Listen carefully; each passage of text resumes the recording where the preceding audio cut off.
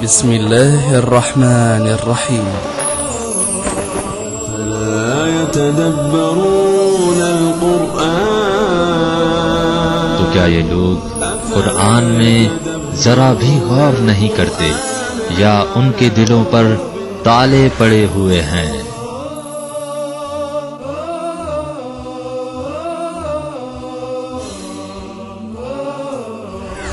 اعوذ باللہ من الشیطان اللعین الرجیم بسم اللہ الرحمن الرحیم الحمد للہ وکفا وسلام علی عبادہ الذین اصطفی. درود بھیجیے محمد وعلی محمد وسلم.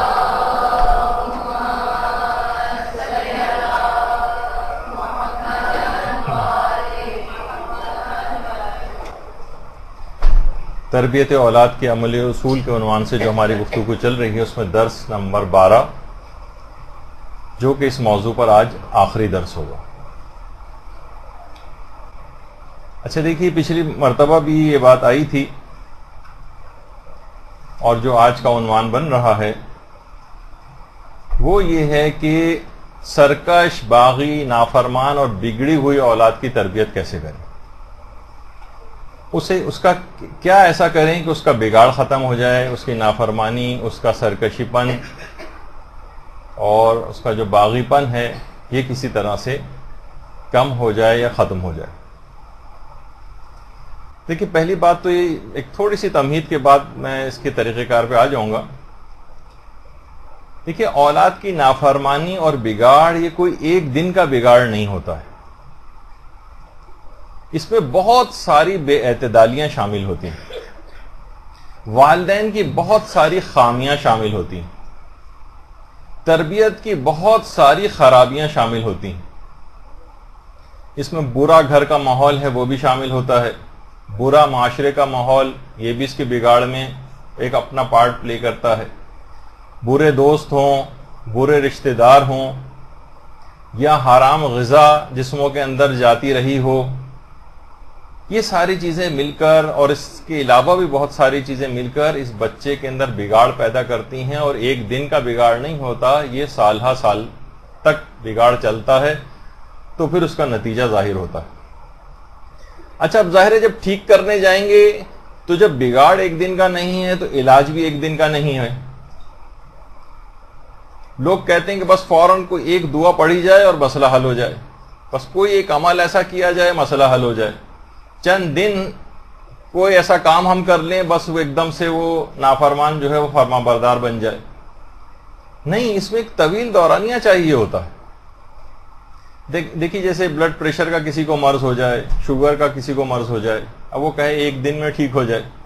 نہیں، آپ دیکھتی ہیں کہ ساری زندگی دوا کھانی پڑتی ہے تب بھی مرض جاتا نہیں ہے، صرف کنٹرول رہتا ہے. تو ایسی بگڑی ہوئی اولاد جو ہے اس کے لیے بھی روزانہ کی حکمت عملی چاہیے. جس طریقے سے روزانہ دوا کھانی پڑتی ہے، ایک دن کا بھی ناغہ نہیں کرنا ہوتا ہے. تو مناسب حکمت عملی سے روزانہ کے طریقہ کار کو اختیار کر کے بہرحال یہ کیا جا سکتا ہے کہ اس کا بگاڑ پن اور سرکش ہونا یہ قابو میں آ جائے یا کافی حد تک کم ہو جائے، کیا وہ کنٹرول میں آ جائے. اور بہرحال ممکن ہے کہ ایک دم سے کایا پلٹ جائے اور مکمل طور پر فرما بردار بھی ہو جائے. اچھا، اب دیکھیے، بعض اوقات یہ بھی ہوتا ہے کہ یہ جو بگاڑ ہے اس بچے کا اور اولاد کا، یہ ماں باپ کے کسی عمل کی وجہ سے بھی ہوتا ہے جس کو مکافات عمل کہا جاتا ہے. ہو سکتا ہے کہ آپ بھی اپنے والدین کے ساتھ اس طرح سے ہی بیہیو کرتی رہی ہوں یا کرتے رہے ہوں، ان کی نافرمانی کرتے رہے ہوں، تو بہرحال وہ مکافات عمل کی صورت میں بھی ظاہر ہوتا ہے. بہرحال مایوس نہیں ہونا ہے اور حضرت نوح کی طرح سے آخری وقت تک اولاد کی اصلاح کی کوشش کرتے رہنا ہے. دیکھیے، لوگ اپنی بے تربیتی کو ایک ڈھال بنا کر پیش کرتے ہیں اور حضرت نوح کے بیٹے کی مثال لے کر آتے ہیں. دیکھیے، وہ ہم کیا کر سکتے ہیں، وہ بھی تو خراب نکل گیا تھا نبی کا بیٹا ہونے کے باوجود. تو یہ تو دیکھیے بچے کی خرابی تھی. آپ کو ایک طویل عرصے تک حضرت نوح کی طرح سے ایک تربیت بھی تو کرنا پڑے گی اور اس کی اصلاح کی ممکنہ کوششیں. اس کے بعد آپ کہہ سکتے ہیں کہ بھائی نوح کا بیٹا بھی خراب نکل گیا تو ہمارا بھی خراب نکل گیا. کچھ تربیت نہ کر کے، کوئی عملی قدم نہ اٹھا کر خود کو حضرت نوح سے تشبیہ دینا، یہ بالکل ایک اہم حقانہ کام ہے. اور علماء فرماتے ہیں یہی مسئلہ ہمارے ساتھ ظہور امام زمانہ کے سلسلے میں بھی ہو گیا. اللہم صلی علی محمد و علی محمد.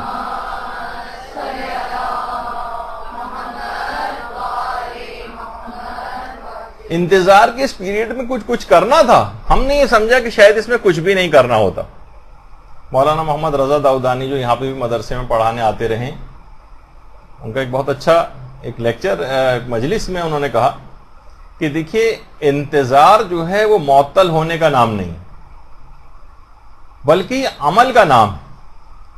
انہوں نے بڑی اچھی مثال بھی دی کہ کسی مسجد میں اگر پیش امام کو آنا ہے اگر نماز پڑھانے کے لیے، تو سارے لوگ جو وہاں پر انتظار کر رہے ہیں یہ تو ظاہر ہے نہیں کر سکتے کہ پیش امام نہیں آئے تو ہم ان کی جگہ پر چڑھ کے بیٹھ جائیں. انتظار کرتے ہیں کہ پیش امام آ جائے، پیش امام رش میں کہیں پھنس گیا ہے مثلا. اچھا پیش امام جب آئے تو وہ دیکھے کہ نہ یہاں پر لائٹ چلی ہوئی ہیں، نہ یہاں پنکھے چل رہے ہیں، نہ یہاں کا فرش بچھا ہوا ہے. تو وہ اگر نمازیوں سے آ کر پوچھے کہ پہلے ہی اتنی دیر ہو گئی تھی مجھے آنے میں، تو آپ نے یہ سب چیزیں کیوں مہیا کر کے نہیں رکھی؟ کہ پنکھے کیوں نہیں چل رہے، کہ فرش کیوں نہیں بچھا ہوا، کہ لائٹس آن کیوں نہیں ہیں؟ تو آپ اگر ان سے کہیں کہ مولانا صاحب ہم آپ کا انتظار کر رہے تھے، تو وہ مولانا آپ پر ناراض ہوں گے کہ یہ کس قسم کا انتظار ہے. انتظار کم سے کم اس طرح کا ہونا چاہیے تھا نا، کچھ سب چیزیں آمادہ ہوتی ہیں اور پیش امام کیونکہ پہلے ہی آنے میں دیر ہو گئی تو فوراً آ کر اپنے کام کا آغاز کر دیتے. تو کچھ کرنا ہے اور اس کے بعد پھر آپ کہہ سکتے ہیں کہ ہاں ہم نے، پھر اس کے باوجود بھی اگر کچھ ہو جائے اور مثلا اولاد جو ہے وہ بگڑ جائے تو پھر آپ کچھ کہہ سکتے ہیں. اچھا انہوں نے یہ بھی بڑی اچھی مثال دی کہ امام مثلا آ گئے اور امام نے کہا کہ دیکھو فلاں فلاں علاقہ ہے، اس کے اندر تبلیغ کے لیے تمہیں جانا ہے، اور آپ کو بھیجا جائے ماننے والوں کو کہ بھئی آپ تو پہلے سے میرے ماننے والے نے، جاؤ فلاں علاقے کے اندر، وہاں پر اتنے لوگ جو ہیں انہوں نے شیعت کو قبول کیا، جاؤ ان کو جا کر وضو سکھاؤ، نماز سکھاؤ، تیمم سکھاؤ، دیگر مسائل سکھاؤ. آپ کہیں گے مولا ہمیں تو ابھی خود ہی نہیں آتی، ہم کہاں سے سکھائیں؟ تو امام حیران ہو کر آپ کو دیکھیں گے اچھا اپنے ماننے والوں کو بھی اب ہمیں یہ سب باتیں سکھانی پڑیں گی. اس سے پہلے کیا کرتے رہے تھے آپ غیبت کے دور میں؟ ہم کہیں گے مولا ہم آپ کا انتظار کر رہے تھے. بھائی یہ کون سا انتظار ہے کہ کچھ بھی نہیں کیا آپ نے اور آپ کہہ رہے ہیں انتظار کر رہے ہیں؟ تو دیکھیے یہی مسئلہ اولاد کے سلسلے میں بھی ہے کہ اولاد کے بگاڑ اور نافرمانی کی جو وجوہات ہیں اس میں کچھ نہ کرنا ہے. بے عملی کے نتیجے میں آپ کی اولاد جو ہے بے عمل ہوئی جا رہی ہے، تو اس کا ایک بڑا سبب خود والدین کی بے عملی اور ان کے گناہ. ایک عالم نے بہت اچھا ایک جملہ کہا ہے کہ میں جب بھی کبھی مجھ سے کوئی خطا غلطی سرزد ہو جاتی ہے، کوئی گناہ ہو جاتا ہے، میں اس کا اثر اپنے گھر کے تمام افراد میں بھی پاتا ہوں، حتیٰ کہ گھر کے پالتو جانوروں میں بھی پاتا ہوں کہ یہ پہلے کی طرح سے میرے فرما بردار نہیں رہتے، پہلے کی طرح سے فرما بردار. تو جب آپ خود اللہ کے احکام کی اطاعت والدین نہیں کر رہے ہیں تو کیسے ایکسپیکٹ کر سکتے ہیں کہ اولاد بالکل آپ کی اطاعت گزار اور فرما بردار ہو جائے گی؟ تو جب اللہ اتنا عظیم ہے، اس کی قدرت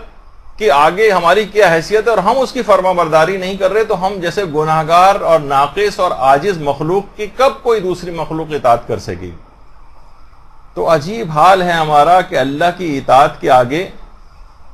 ہم سب کمزور ہیں اللہ کی اطاعت کے معاملے میں، اور اللہ کی نافرمانی کا جو معاملہ ہے اس کے اندر ہم صاحب قوت و طاقت بن جاتے ہیں اور بھرپور مخالفت کرتے ہیں. اچھا اب آ جائیے موضوع پر آ جاتے ہیں کہ دیکھیے نافرمانی جو ہے نا اولاد کی، اس میں سب سے پہلے والدین کو اس بات کا غور و فکر کرنا چاہیے کہ کس بات نے اولاد کو نافرمان بنایا ہے. دیکھیے کچھ پہلو میں پیش کرتا ہوں آپ کے سامنے کچھ مثالوں کے ساتھ. تو ہر چیز ملبہ اس کے اوپر نہ ڈال دیں کہ ساری غلطی اس کی ہے، ہر لحاظ سے یہ قصوروار ہے، ہر لحاظ سے جو ہے بگڑا ہوا ہے، اس میں خود اس کا اپنا قصور ہے. والدین غور و فکر کریں کہ کس بات نے اس کے اندر یہ بگاڑ پیدا کیا. غیر جانبدار ہو کر بالکل فیصلہ کرنا. دیکھیے بعض اوقات غلطی آپ کی ہوتی ہے. مثلا مثال دے دوں کہ اگر والدین نے بچپن میں بچے کو پولیو کے ڈراپس نہیں پلائے اگرچہ اب یہ بھی ایک کنٹروورشل معاملہ ہو گیا ہے کہ پلانے چاہیے نہیں، لیکن بالفرض جیسا کہ آج کل رائج ہے، اور بچے کو پولیو ہو جائے اور والدین اس کے اوپر غصہ ہونے لگے کہ دیکھو اس کو صحیح سے چلنا نہیں آتا، یہ مثلا لنگڑا کے چل رہا ہے یا کچھ ہے، اور اس کے اوپر غصے ہو رہے ہوں، تو کوئی عقل مند آدمی کہے گا کہ یہ آپ جو بہت اچھا کام کر رہے ہیں. آپ کہیں گے والدین کا اپنا قصور ہے کہ اس کو کیوں پولیو کے ڈراپس نہیں پلائے تھے. تو بعض اوقات دیکھیے کبھی کبھی ایسا ہوتا ہے کہ اس کے کسی جائز حق کو اگر آپ دباتے ہیں اور وہ مجبور ہو کر آپ سے تلخ کلامی کر رہا ہے، آپ کی نافرمانی کر رہا ہے، آپ سے جھگڑا کر رہا ہے، آپ سے زبان چلا رہا ہے، تو آپ کہہ رہے ہوتے ہیں کہ بھئی یہ تو کتنا غلط کام اس نے کیا ہے، جبکہ اس کے کسی جائز حق کو آپ نہیں مان رہے ہوتے. مثلا عام طور پر، کیونکہ ہم ادھر ادھر کی بہت ساری مثالیں، کوئی ضروری نہیں کہ ہر جگہ ایک ہی مثال ہو. مثلا اس کا رجحان ہے وہ فائن آرٹس کی طرف جانا چاہ رہا ہے یا جانا چاہ رہی ہے، والدین کہہ رہے ہیں نہیں آج کل تو مثلا سائنس کا دور ہے، تمہیں لازمی پری میڈیکل اور پری انجینئرنگ لینا ہے. اب اس کے اوپر دباؤ ڈال رہے ہیں، اس کے اوپر غصے ہو رہے ہیں، اس کے اوپر ناراض ہو رہے ہیں، اور وہ آپ سے زبان چلا رہا ہے، وہ آپ کی نافرمانی کر رہا ہے، گھر میں لڑائی جھگڑا ہوا جا رہا ہے، آپ کہہ رہے ہیں بہت نافرمان ہے. اب کیا ہے کہ آپ اس کے رجحان کے خلاف اس کو لے جانا چاہ رہے ہیں. اس کا ایک حق تھا، اس کو جہاں اس کا دماغ بنتا ہے اس طرف اس کو جانا دینا چاہیے، اس کو یا تو اس کو سمجھائیں عقلی طور پر، نہیں سمجھ آ رہا تو پھر آپ کہہ رہے ہیں کہ یہ نافرمان ہوا جا رہا ہے تو آپ غلطی پر ہیں. یا مثلا اس کی اور آگے چل کے مثال لیں، مثلا ہو سکتا ہے کہ وہ جہاں شادی کرنا چاہتا ہو وہاں آپ نہ چاہ رہے ہوں، یا آپ جس جگہ کروانا چاہ رہے ہوں وہاں وہ لڑکی شادی نہ کرنا چاہ رہی ہو، بیٹی شادی نہ کرنا چاہ رہی ہو، اسے نہیں پسند ہو مثلا، اور آپ اس کے اوپر زور زبردستی اور دباؤ ڈال رہے ہوں، اور وہ تلخ کلامی کر رہی ہو، اور وہ نافرمانی کر رہی ہو، اور وہ جھگڑا کر رہی ہو، اور زبان چلا رہی ہو مثلا، تو اب کیا ہے آپ کہہ رہے ہیں یہ دیکھیے نافرمان ہوئی چلی جا رہی ہے، مولانا صاحب مثلا کوئی طریقہ بتائیے. اب کیا ہے کہ آپ نے اس کے حق کو تسلیم نہیں کیا. اس کو نافرمانی اور بگاڑ اگر آپ سمجھ رہے ہیں تو اس کے اندر آپ کی اپنی غلطی.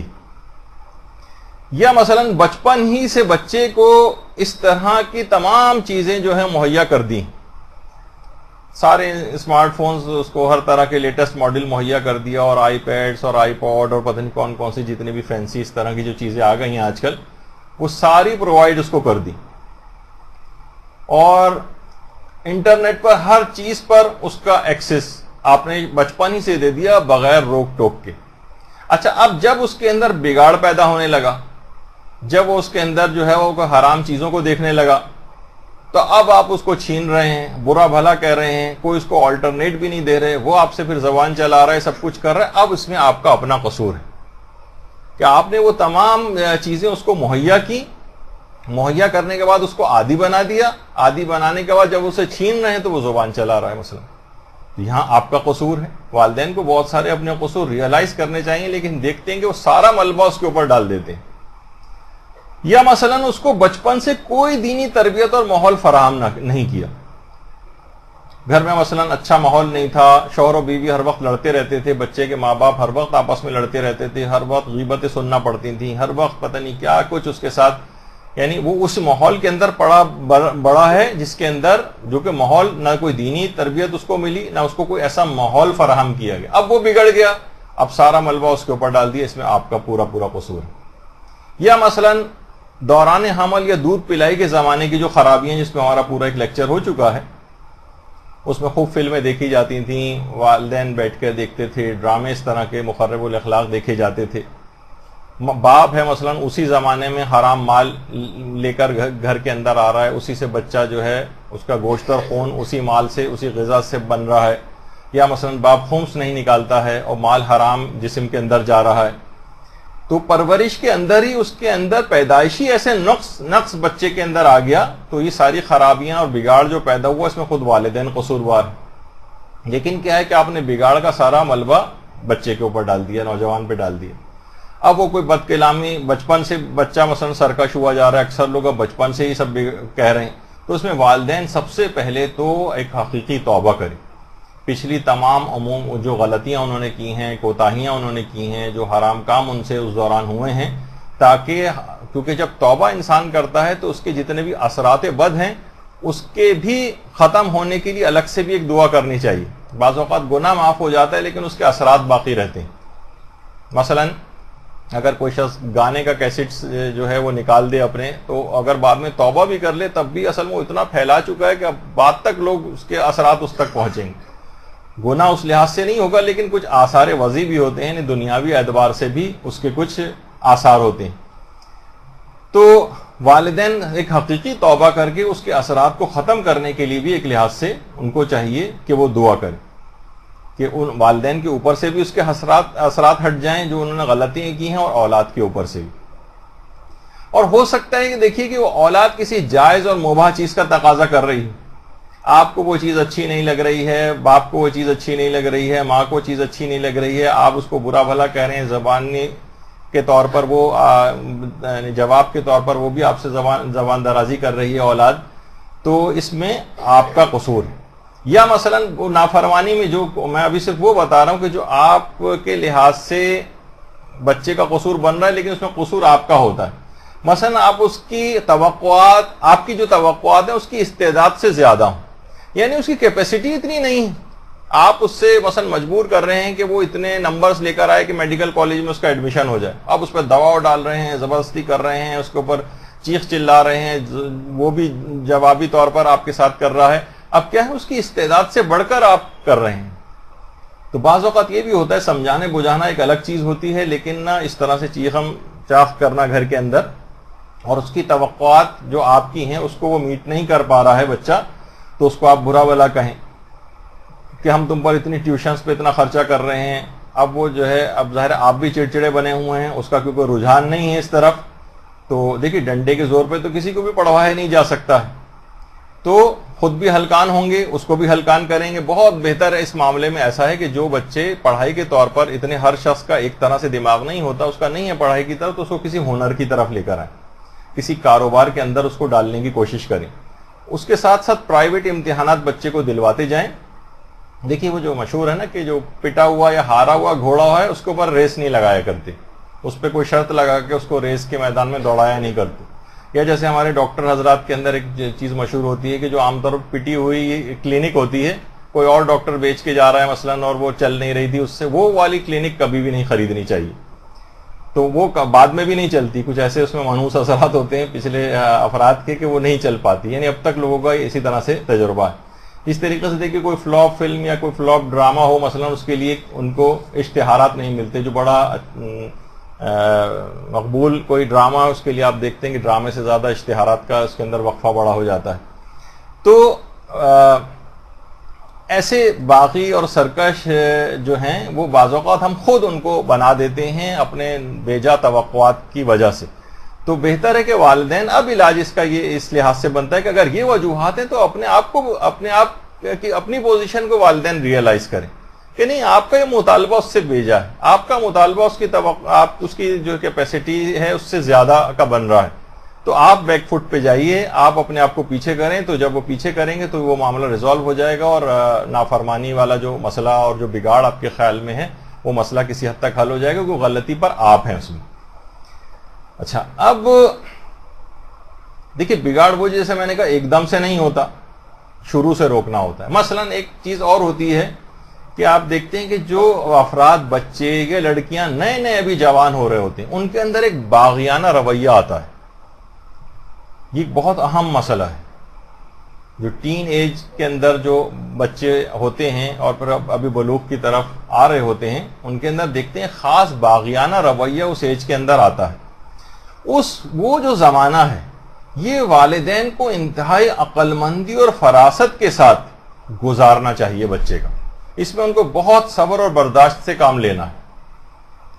اچھا، ابھی تک وہ بچہ تھا، اب وہ جوانی کے مرحلے کی طرف آ رہا ہے، والدین اسے بچے ہی کی طرح سے ٹریٹ کر رہے ہوتے ہیں. اسے مثلا بعض اوقات مار بھی لگا رہے ہیں، اس کو ڈانٹ رہے ہیں. ہر وقت عام طور پر اس طرح کی عمر کے بچوں کو بہت زیادہ لان تان بھی کی جانے لگتی. تو اس موقع پر زیادہ سختی کرنا یہ بہت ہی غلط ایک عمل ہے والدین کا. اس زمانے میں دیکھیے کچھ ہارمونل چینجز جسم کے اندر آ رہی ہوتی ہیں، اس کی پرسنالٹی جو ہے ایک ٹرانزیشن سے گزر رہی ہوتی ہے. یعنی وہ سمجھیں کہ ابھی نابالغ تھا، پھر وہ ممیز ہوا، ممیز سے وہ بلوغ کی طرف جو ہے وہ آ رہا ہے. تو اس کے اندر اس موقع پر کچھ ہارمونل چینجز کی وجہ سے، کچھ شخصیت کی ٹرانزیشن کی وجہ سے اس میں کچھ باغیانہ چیز پیدا ہونے لگتی. اب وہ ہو سکتا ہے کہ ایک دم سے بھڑک کر آپ کو جواب دے، ہو سکتا ہے بہت ساری چیزوں میں آپ سے جو ہے نا آرگیو کرنے لگے، آپ سے بحث کرنے لگے، چیخنے چلانے لگے یا کوئی بھی اس طرح سے، اور والدین اس سے بھی زیادہ چیخ چلا کے اس کو روکیں، یا والد جو اس کی پٹائی وغیرہ بھی لگا دے، تو یہ انتہائی غلط رویہ ہے.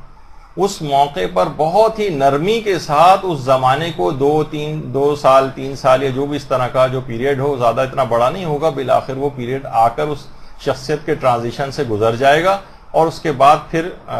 ویسے تو نرمی کی پالیسی زیادہ تر کامیاب رہتی ہے، وہ آگے چل کر بھی ہماری بات آئے گی اس پہ. لیکن بہرحال یہ کہ ایسے افراد کے ساتھ عام طور پر بگاڑ یہاں سے شروع ہو جاتا ہے، اور وہ اتنا ہی زیادہ جتنا ان پر سختی کرتے جاتے ہیں اس پیریڈ میں، جب وہ یہ بلوغ کی طرف آ رہے ہوتے ہیں، اتنا ہی اپنے والدین سے بچہ دور ہوتا چلا جاتا ہے. یہ باہر کی سرگرمیاں تلاش کرتا ہے، ادھر ادھر اپنے دوستوں، آوارہ دوستوں کی طرف چلا جاتا ہے. جہاں کہیں بھی اس کو ذرا بھی نرم الفاظ بولنے والے یا محبت کا اظہار کرنے والے ملیں، اس طرف جانے لگتا ہے. گھر میں اس کو سختی مل رہی ہوتی ہے تو والدین سے دور ہوتا چلا جاتا ہے. بہت بڑی غلطی. اچھا، اسی عرصے میں جب وہ بلوغ کی طرف آ رہا، صنف مخالف میں اس کی دلچسپی بڑھنے لگتی. اچھا، یہ زمانہ بھی والدین کو ہوشیاری کے ساتھ گزارنا ہے. دیکھیے، اس کا حل ایک تو یہی ہے کہ آزادانہ نامحرموں کے ساتھ میل جول نہیں ہونا چاہیے. یہ والدین کی ذمہ داری. اچھا، ابھی تک یہ نابالغ تھا، فریلی آتے جاتے تھے اپنے کزنس میں، فیملی میں، ادھر ادھر. اب یہ ہونے لگے ہیں، اب یہ بلوغ کی طرف آ گئے ہیں، یا بالغ ہو گیا ہے، یا یہ ممیز ہو گیا ہے. اب اس موقع پر والدین سوچتے ہیں کزنس ہی تو ہیں، بہن بھائی ہیں، آپس میں جیسے پہلے ملتے تھے ابھی بھی مل رہے ہیں. اب کیا ہوتا ہے کہ دیکھیے، اب ان میں آپس میں دلچسپیاں شروع ہو جاتی ہیں. اب پھر اس کے بعد آپ ان پر سختیاں کرتے ہیں. سختی کرنے کے نتیجے میں پھر وہ نافرمانیاں کرتا ہے، اور آپ کہتے ہیں دیکھیے تو نافرمان ہو گیا، بگڑ رہا ہے سب کچھ. تو ان کا آپس میں اس سے پہلے ملنا، یہ والدین کو بہت ان کے ممیز ہونے سے پہلے کافی حد تک کنٹرول کر لینا چاہیے. خاص طور پر لڑکیوں کو اپنے کزنس کے یہاں راتوں کو رہنے کے لیے جانا، یا ان کے گھر میں کئی دن جا کر رہنا، اس کی پابندی ہونی چاہیے. تو اس طرح کیا ہوگا کہ جب آپ اس طرح کی فری ایک ان کو ماحول پرووائڈ کریں گے، پھر وہ ایک دوسرے میں دلچسپی لیں گے. اس کے بعد والدین ظالم سماج بن کے ان کے بیچ میں آ جائیں گے، اور پھر وہ ایک فلمی سین گھر کے اندر ہونے لگے گا. اور ظاہر ہے پھر وہ عشق و عاشقی اور پھر بدنامی، اور اس میں پورا قصور پھر والدین کا ہوتا ہے کہ پہلے تو آپ نے ان کو موقع مہیا کیا. موقع مہیا کرنے کے بعد پھر ظاہر ہے جب وہ معاملہ ہاتھ سے نکل گیا، پھر ان کے اوپر سختی کرنا شروع کی، تو اب یہ بگاڑ کا سبب آپ ہیں. تو جہاں پر بھی دیکھیے نامحرم ہو، کزنس کے سلسلے میں بھی بہت زیادہ احتیاط کا اسلام قائل ہے. تو یہ بھی ایک سبب اور بگاڑ کی ایک وجہ بنتا ہے اس انداز سے. تو اس کو بھی والدین کو چاہیے کہ مناسب اس میں پابندیاں لگائیں، آنا جانا ذرا کم کریں، ایک دوسرے گھر رکنے نہ دیں، آپس میں نامحرم جو ہے بیٹھ کر ایک دوسرے سے ہنسی مذاق اور ملاقاتیں، اور کہ یہ تو آپس میں خوب بیٹھ کے باتیں ہو رہی ہیں، ہنسی مذاق ہو رہا ہے، اس کو کنٹرول کرنے کی ضرورت ہے. آگے چل کر بگاڑ کا سبب بنے گا. بگاڑ کا سبب بنے گا تو نافرمانی میں جائے گا. پھر والدین پریشان ہو کر عالموں کے پاس آئیں گے کہ کوئی عمل بتائیے کہ لڑکا ہاتھ سے نکلا جا رہا ہے، لڑکی ہاتھ سے نکل گئی. اچھا، اب اس کے بعد ایک اہم بات ہے کہ اولاد کی نافرمانیوں پر والدین کا سخت گیری کا جو رویہ ہے انتہائی نقصان دہ. یہ بہت نقصان دہ. دیکھیے، جب آپ نے خود اتنی تربیتی اس کی غلطیاں کی ہیں اور اس طور پہ بچے کو بڑا کر دیا ہے، غلطیاں کر کے بچہ اس انداز سے بڑا ہو گیا ہے، روحانی اس کے اندر کمزوریاں آ چکی ہیں، اب اس کے بعد آپ سختی کریں. جیسے ابھی میں نے مثال دی تھی، بچپن سے مثلا اگر آپ نے خوراک کم دی اور وہ کمزور رہ گیا، اور کمزور رہنے کے بعد آپ اس سے توقع کر رہے ہیں کہ یہ میراتھن کی جو ریس ہو رہی ہے اس کے اندر اول نمبر پہ کیوں نہیں آ رہا ہے. ارے بھائی، آپ نے خود ہی اس کو اس طرح سے ایسا کر دیا ہے. تو اس سے اتنا زیادہ سختی کا رویہ مناسب نہیں، کیونکہ اس کا بہت بڑا آپ نے کردار ادا کیا ہے اس کے اندر سختی لانے میں. تو سختی ہمیشہ نقصان دہ. اچھا، اب آ جائیے کہ چلیں یہ سب چیزیں ہو گئیں، غلطیاں ہو گئیں، والدین بھی اس کے قائل ہیں کہ بھائی ہو گیا ہے ہم سے ایسا، اب ہمیں کوئی حل بتائیے کہ اب ہم اس سرکش، باغی، نافرمان، بگڑی ہوئی اولاد کو آخر کس طرح سے راہ راست پر لائیں، کوئی طریقہ، کوئی تو اسلام نے کوئی چیز بتائی ہوگی۔ تو دیگر بہت سارے کاموں کے ساتھ جو خاص طور پر ایک عمل ہے جو کہ سورہ احقاف کی 15ویں آیت، وَوَصَّيْنَا الْإِنسَانَ بِوَالِدَيْهِ احسانا، یہاں سے جو آیت شروع ہوتی ہے اور اس کے بعد آیت کا جو آخری ٹکڑا ہے، علماء یہ فرماتے ہیں کہ اگر ہر نماز کے بعد یہ آیت 15ویں آیت کے جب آخر میں آپ پہنچیں گے تو وہاں اس میں آئے گا وَأَنْ عَمَلَ صَالِحًا تَرْضَاهُ، اس کے اندر بھی ایک دعا ہے کہ پروردگارہ مجھے ایسے صالح اعمال کی توفیق عطا فرما کہ جس سے تو راضی ہو جائے، وَأَصْلِحْ لِي فِي ذُرِّيَّتِي، اور یہ اصلاح اور تقوی والی جو بات ہے یہ میری اولاد کے اندر بھی منتقل ہو جائے، اس کی بھی اصلاح ہو جائے۔ علماء فرماتے ہیں کہ اگر ہر نماز کے بعد سورہ احقاف کی پوری آیت پڑھی جائے اور پوری آیت کو پڑھنے کے بعد جب وَأَصْلِحْ لِي فِي ذُرِّيَّتِي یہاں پر جب پہنچیں تو اس وقت اپنی بگڑی ہوئی اولاد کا تصور کریں، جو بھی بچہ یا اولاد میں سے بگڑ گیا ہے، نافرمان ہو گیا ہے، اس کا تصور کریں۔ اس عمل پر مداومت کے بعد، یعنی ہر نماز کے بعد پابندی سے اس عمل کو کرنے کے بعد علماء فرماتے ہیں کہ جلد ہی اس بات کے آثار نمودار ہوں گے کہ وہ سرکش اور نافرمان اولاد سرکشی اور نافرمانی کو چھوڑ کر اطاعت کی طرف آ جائے گی۔ تو یہ سورہ احقاف کی 15ویں آیت کو ہر نماز کے بعد خاص طور پر اس کا جو آخری ٹکڑا ہے کہ اپنے لیے بھی اس کے اندر ایک دعا ہو رہی ہے، والدین کی اپنی بھی تو کتنی غلطیاں ہو رہی تھی نا، تو اپنے عمل کی بھی ایسی اصلاح کہ جس سے پروردگار راضی ہو جائے اور یہ اصلاح جو ہے میری ذریت، میری اولاد کے اندر بھی منتقل ہو۔ تو اس موقع پر خاص طور پر جتنے بھی ایک یا کئی اولادیں بھی اگر اس طرح سے ان کا تصور کیا جائے، یا جو بگڑی ہوئی نہیں بھی ہیں ان کے آئندہ کے حوالے سے تصور کیا جائے کہ آئندہ نہ بگڑنے پائیں اور نافرمان نہ ہوں اور اللہ کی اطاعت گزار رہیں، اس موقع پر ان کا تصور اگر کیا جائے اور اس عمل پر مداومت کی جائے، یعنی ہمیشہ ہر نماز کے بعد اس کو کیا جائے، تو انشاءاللہ جلد اس کے اثرات نمودار ہوں گے۔ اس کے بعد دوسری چیز ہے، دوسرا طریقہ جو بتایا ہے، اس کے اندر ایک یہ جو قرآن کی آیت ہے یہ 56ویں آیت ہے، اس میں غالباً 57 لکھا ہوا لیکن ہے 56ویں آیت سورہ ہود کی۔ علماء یہ فرماتے ہیں کہ جس وقت یہ آیت پڑھی جائے انی توکلت علی اللہ ربی و ربکم ما من دابۃ الا هو آخذ بناصیتها، ما من دابۃ، زمین پر چلنے والا کوئی ایسا نہیں ہے جس کی پیشانی اللہ کے قبضہ قدرت میں نہ ہو۔ اچھا، علماء فرماتے ہیں کہ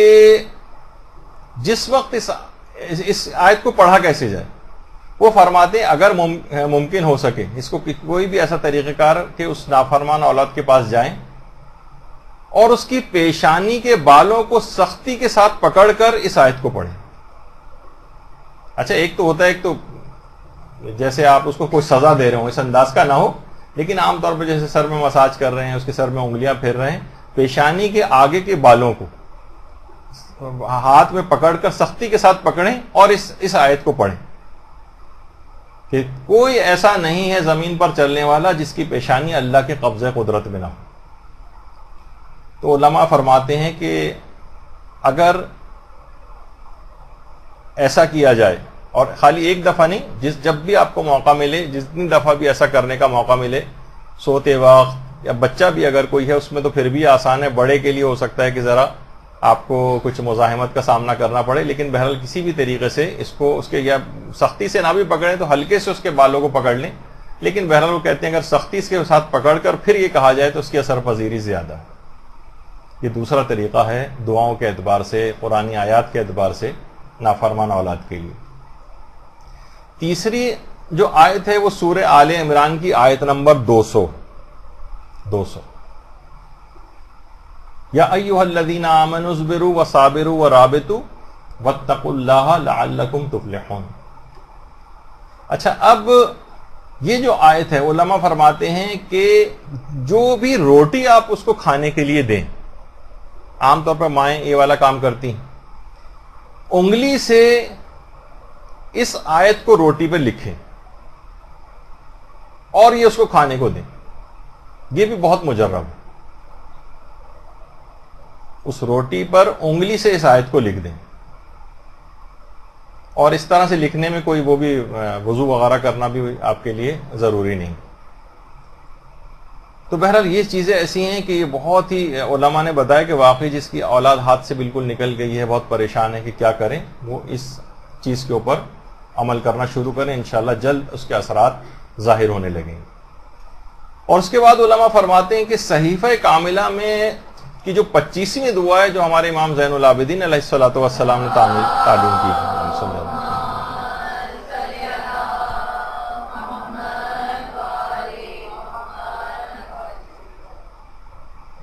صحیفہ کاملہ کی 25ویں دعا. اچھا, آج میرا ارادہ تھا کہ میں اس کی تیاری بھی کر کے آیا تھا کہ باقاعدہ آپ کو اس دعا کے الفاظ بھی سناؤں گا باقاعدہ, اور کہ کتنی زبردست یہ دعا ہے, اور 3 صفحات کے اوپر بس مشتمل ہے, اور اس کے بعد وہ بھی مختصراً. تو اگر کوئی اتنا بڑا معاملہ نہیں, اگر آپ صحیفہ کاملہ میں جا کر اس کا ترجمہ ہی پڑھ لیں تو واقعتاً ہر دعا اس کے اندر اولاد کے سلسلے میں آ گئی, اور الفاظ بھی کیونکہ چوتھے امام کے, تو سوچیے کہ اس کی اثر پذیری کتنی زیادہ ہوگی. روزانہ والدین اپنی اس بگڑی ہوئی اولاد کے لیے, یا جو ابھی بگڑی نہیں بھی ہے اور آپ چاہتے ہیں کہ ان کی اطاعت اسی طرح سے چلتی رہے, ان کے لیے ان کی نیت کر کے اس دعا کو روزانہ پڑھیں. کوئی زیادہ بڑا مسئلہ نہیں ہے, چھوٹی سی مختصر سی دعا ہے,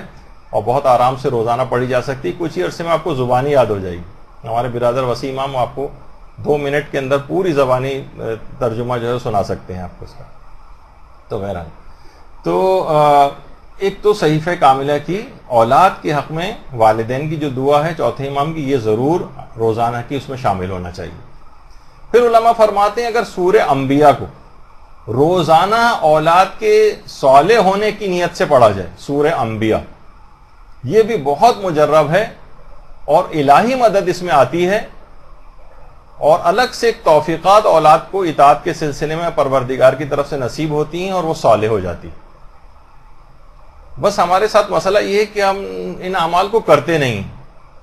ہمیں تو یہ ہے کہ کوئی ریموٹ کنٹرول کی طرح سے کوئی چیز ہو, بٹن دبائیں اور ایک دم سے وہ صالح ہو جائے, اس طرح کوئی آسان سا کام بتانا یعنی ان کو چاہیے. حالانکہ یہ بھی سارے آسان ترین کام ہیں. اس کے بعد ہاں جو مشکل کام ہے اس میں ایک عمل ام داؤد ہے, لیکن وہ یہ بھی ہر مہینے کی ان 3 تاریخوں کے اندر ہو سکتا ہے. ضروری نہیں یہ پورے سال اس کا انتظار کیا جائے. تو 3 دن ظاہر روزہ رکھا جاتا ہے, اور باقاعدہ بہت سی جگہ تو ایسی ہیں جہاں اجتماعی طور پر خواتین, کیونکہ اکیلے میں ذرا کرنا نسبتاً مشکل ہوتا ہے, تو کوئی کسی ایسی جگہ کا انتخاب کر کے کسی امام بارگاہ یا کسی بھی گھر میں بھی ان تمام طویل اعمال کو انجام دیتی ہیں, تو آرام سے ہو جاتا ہے سب کے ساتھ مل کر. یہ ایک طریقہ ہوا. یہ بھی سارے انتہائی اہم اور مجرب طریقے ہیں. اور ہمارے چھٹے امام امام جعفر صادق علیہ الصلوۃ والسلام فرماتے ہیں, اللہم صلی علی محمد,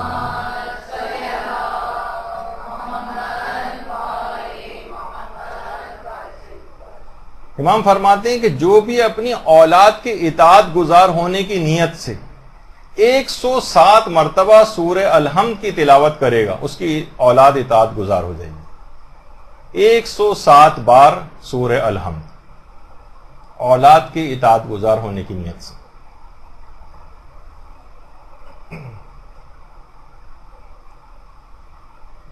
اچھا, اس کے اندر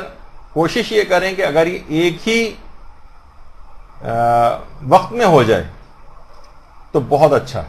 اس دوران کوئی بات بھی نہ کی جائے کوئی اور پوری کنسنٹریشن کے ساتھ 107 مرتبہ سورہ الحمد, یعنی ایک تسبیح اور 7 دفعہ اور جو ہے کا اضافہ کر لیں, اور ایک ہی وقت میں اس کو کریں. مجبوری کوئی ہو جائے, ٹکڑوں میں 2 یا 3 اوقات کے اندر ہو جائے تو کچھ وقفہ آ جائے تو وہ بھی چل جائے گا, لیکن بہرحال اثر پذیری ایک وقت میں زیادہ ہے. اس کے بعد جو اگلا طریقہ ہے وہ ہمارے پیغمبر اسلام ختمی مرتبہ صلی اللہ علیہ وآلہ وسلم نے بتایا, صلی اللہ علیہ وسلم,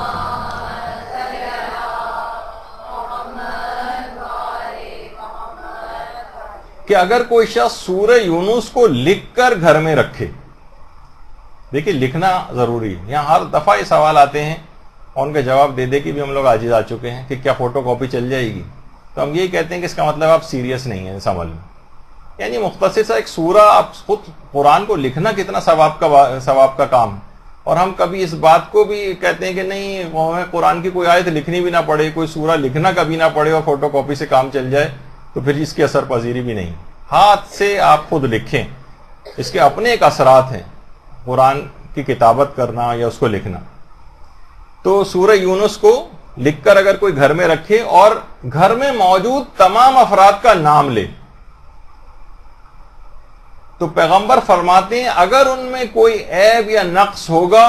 تو وہ ظاہر ہو جائے گا. علماء فرماتے ہیں یعنی وہ اپنی اصلاح کے قابل ہو جائیں گے. سورہ یونس کو لکھ کر گھر میں رکھنا، اور جس وقت سورہ یونس لکھی جا رہی ہو اس وقت، اور لکھنے کے بعد جب آپ رکھنے لگیں اس کو گھر میں، اس وقت گھر میں موجود تمام افراد کا نام لیں. تو اگر ان میں کوئی بھی نقص اور خرابی ہوگی وہ ظاہر ہو جائے گی اور وہ اپنی اصلاح کر سکیں گے. یہ ایک مجرب طریقہ ہے سورہ یونس کا. اسی طرح سے سورہ نور، اس کو بھی ہمارے چھٹے امام جعفر صادق علیہ الصلوۃ والسلام نے بتایا.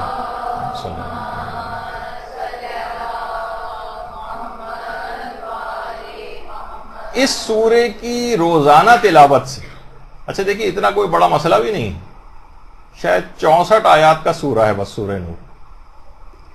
اس کی روزانہ تلاوت سے ناموس اور عزتوں کی حفاظت ہوتی ہے. کوشش کریں کہ ہر رات میں پڑھیں.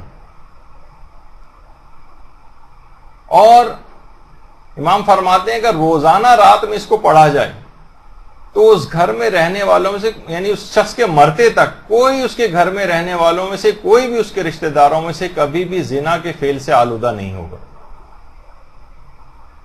اور اس طرح کے تمام جتنے بھی غیر اخلاقی کام ہیں ان تمام امور سے اولاد کی اور اس گھر میں رہنے والے تمام افراد کی حفاظت ہو جائے گی. سورہ نور کو روزانہ رات کے وقت پڑھنا یہ بھی بہت مجرب ہے، اور آج کل والدین انہی غیر اخلاقی باتوں کی وجہ سے بہت پریشان ہیں، اولاد کی وجہ سے بھی. تو والدین کو چاہیے کہ اس بات کو روزانہ اپنے لیے قرار دے دیں کہ اپنی اولاد کو اتنے بڑے بڑے گناہوں کی طرف وہ نہ جا سکیں، اور ان کو اس انداز سے روحانی طور پر قابو کیا جا سکے. اچھا، اس کے بعد شیخ کلینی نے ایک اور جو طریقہ بتایا وہ بھی ہمارے چھٹے امام جعفر صادق علیہ الصلوۃ والسلام سے بتایا.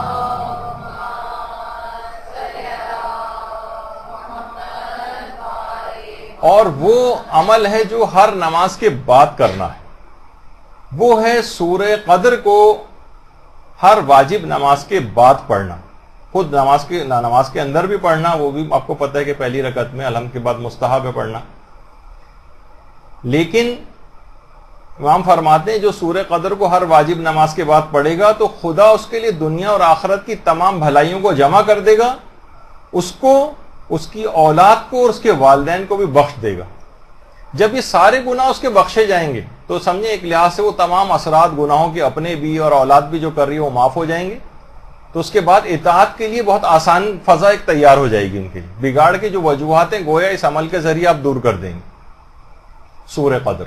ہر واجب نماز کے بعد سورہ قدر. اور اگر یہ بھی ممکن ہو، اگرچہ یہ مجھے معلوم ہے کہ روزانہ تو ممکن نہیں، لیکن مہینے میں ایک دفعہ کر لیں. اور یہ عمل بتایا ہمارے پیغمبر اسلام ختمی مرتبت صلی اللہ علیہ وآلہ وسلم.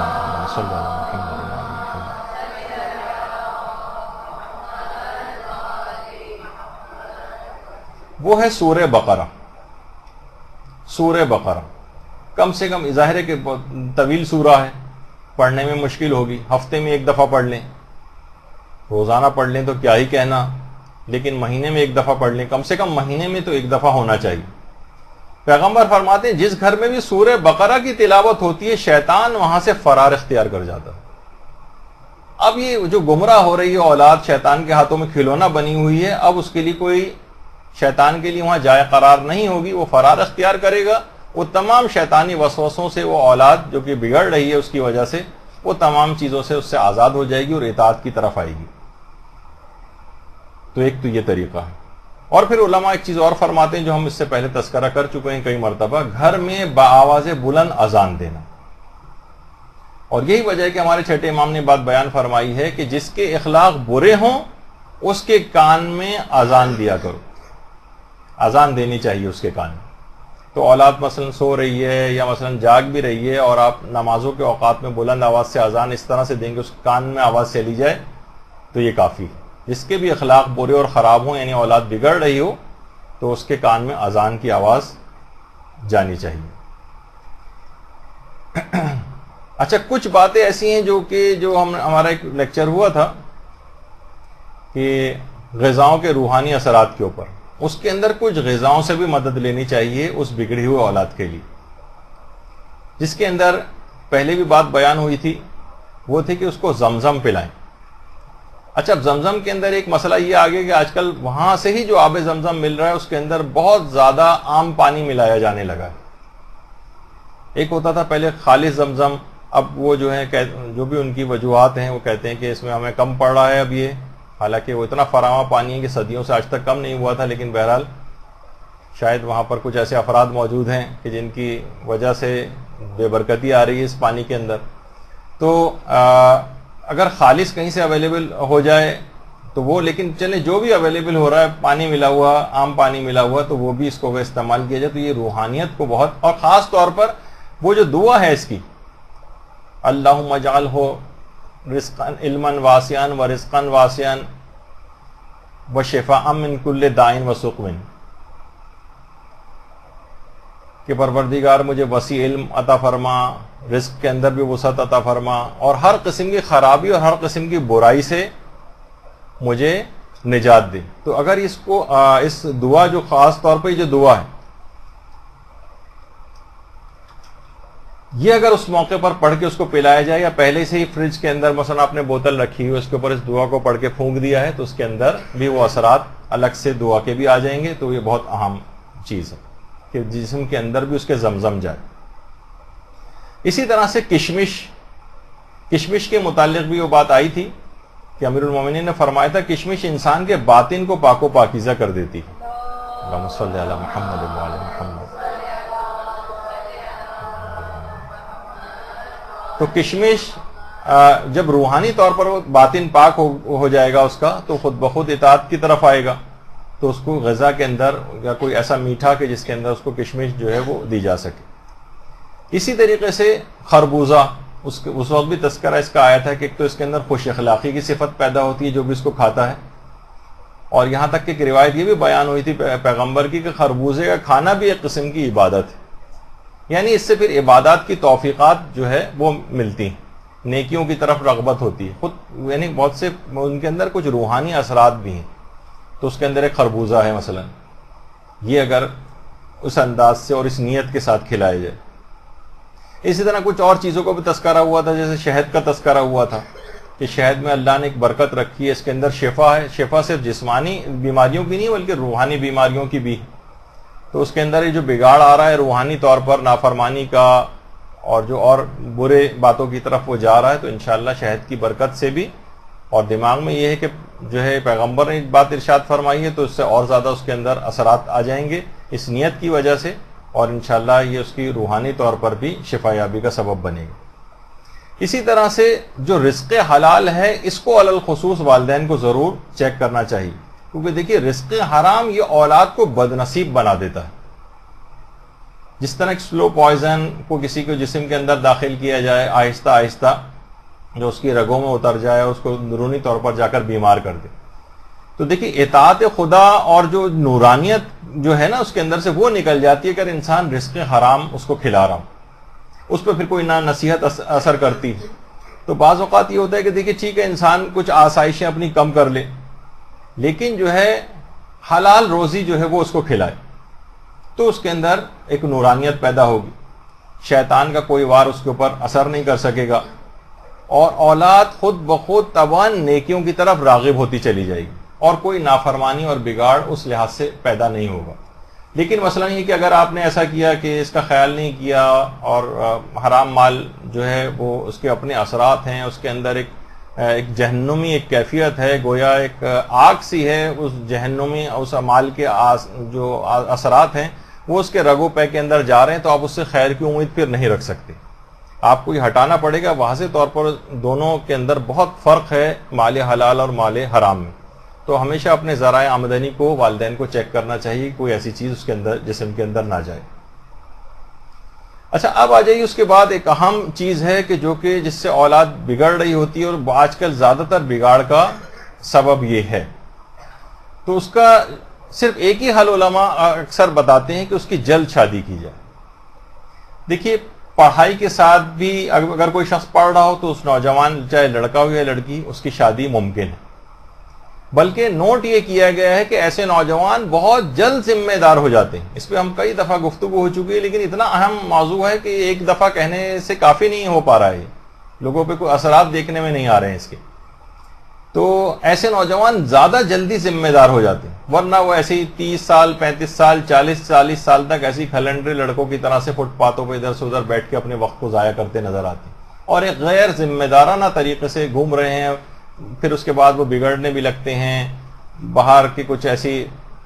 تنظیموں کے بھی ہتھے لگ جاتے ہیں، اور ایسے افراد کے ہاتھ لگ جاتے ہیں کہ جو کہ خراب ہوں، اور دوست ان کے اس طرح سے ہو جاتے ہیں، پھر یہ والدین کے کنٹرول میں نہیں رہتے، اور ایک بہت بڑا بگاڑ اور مفسدہ آ جاتا ہے۔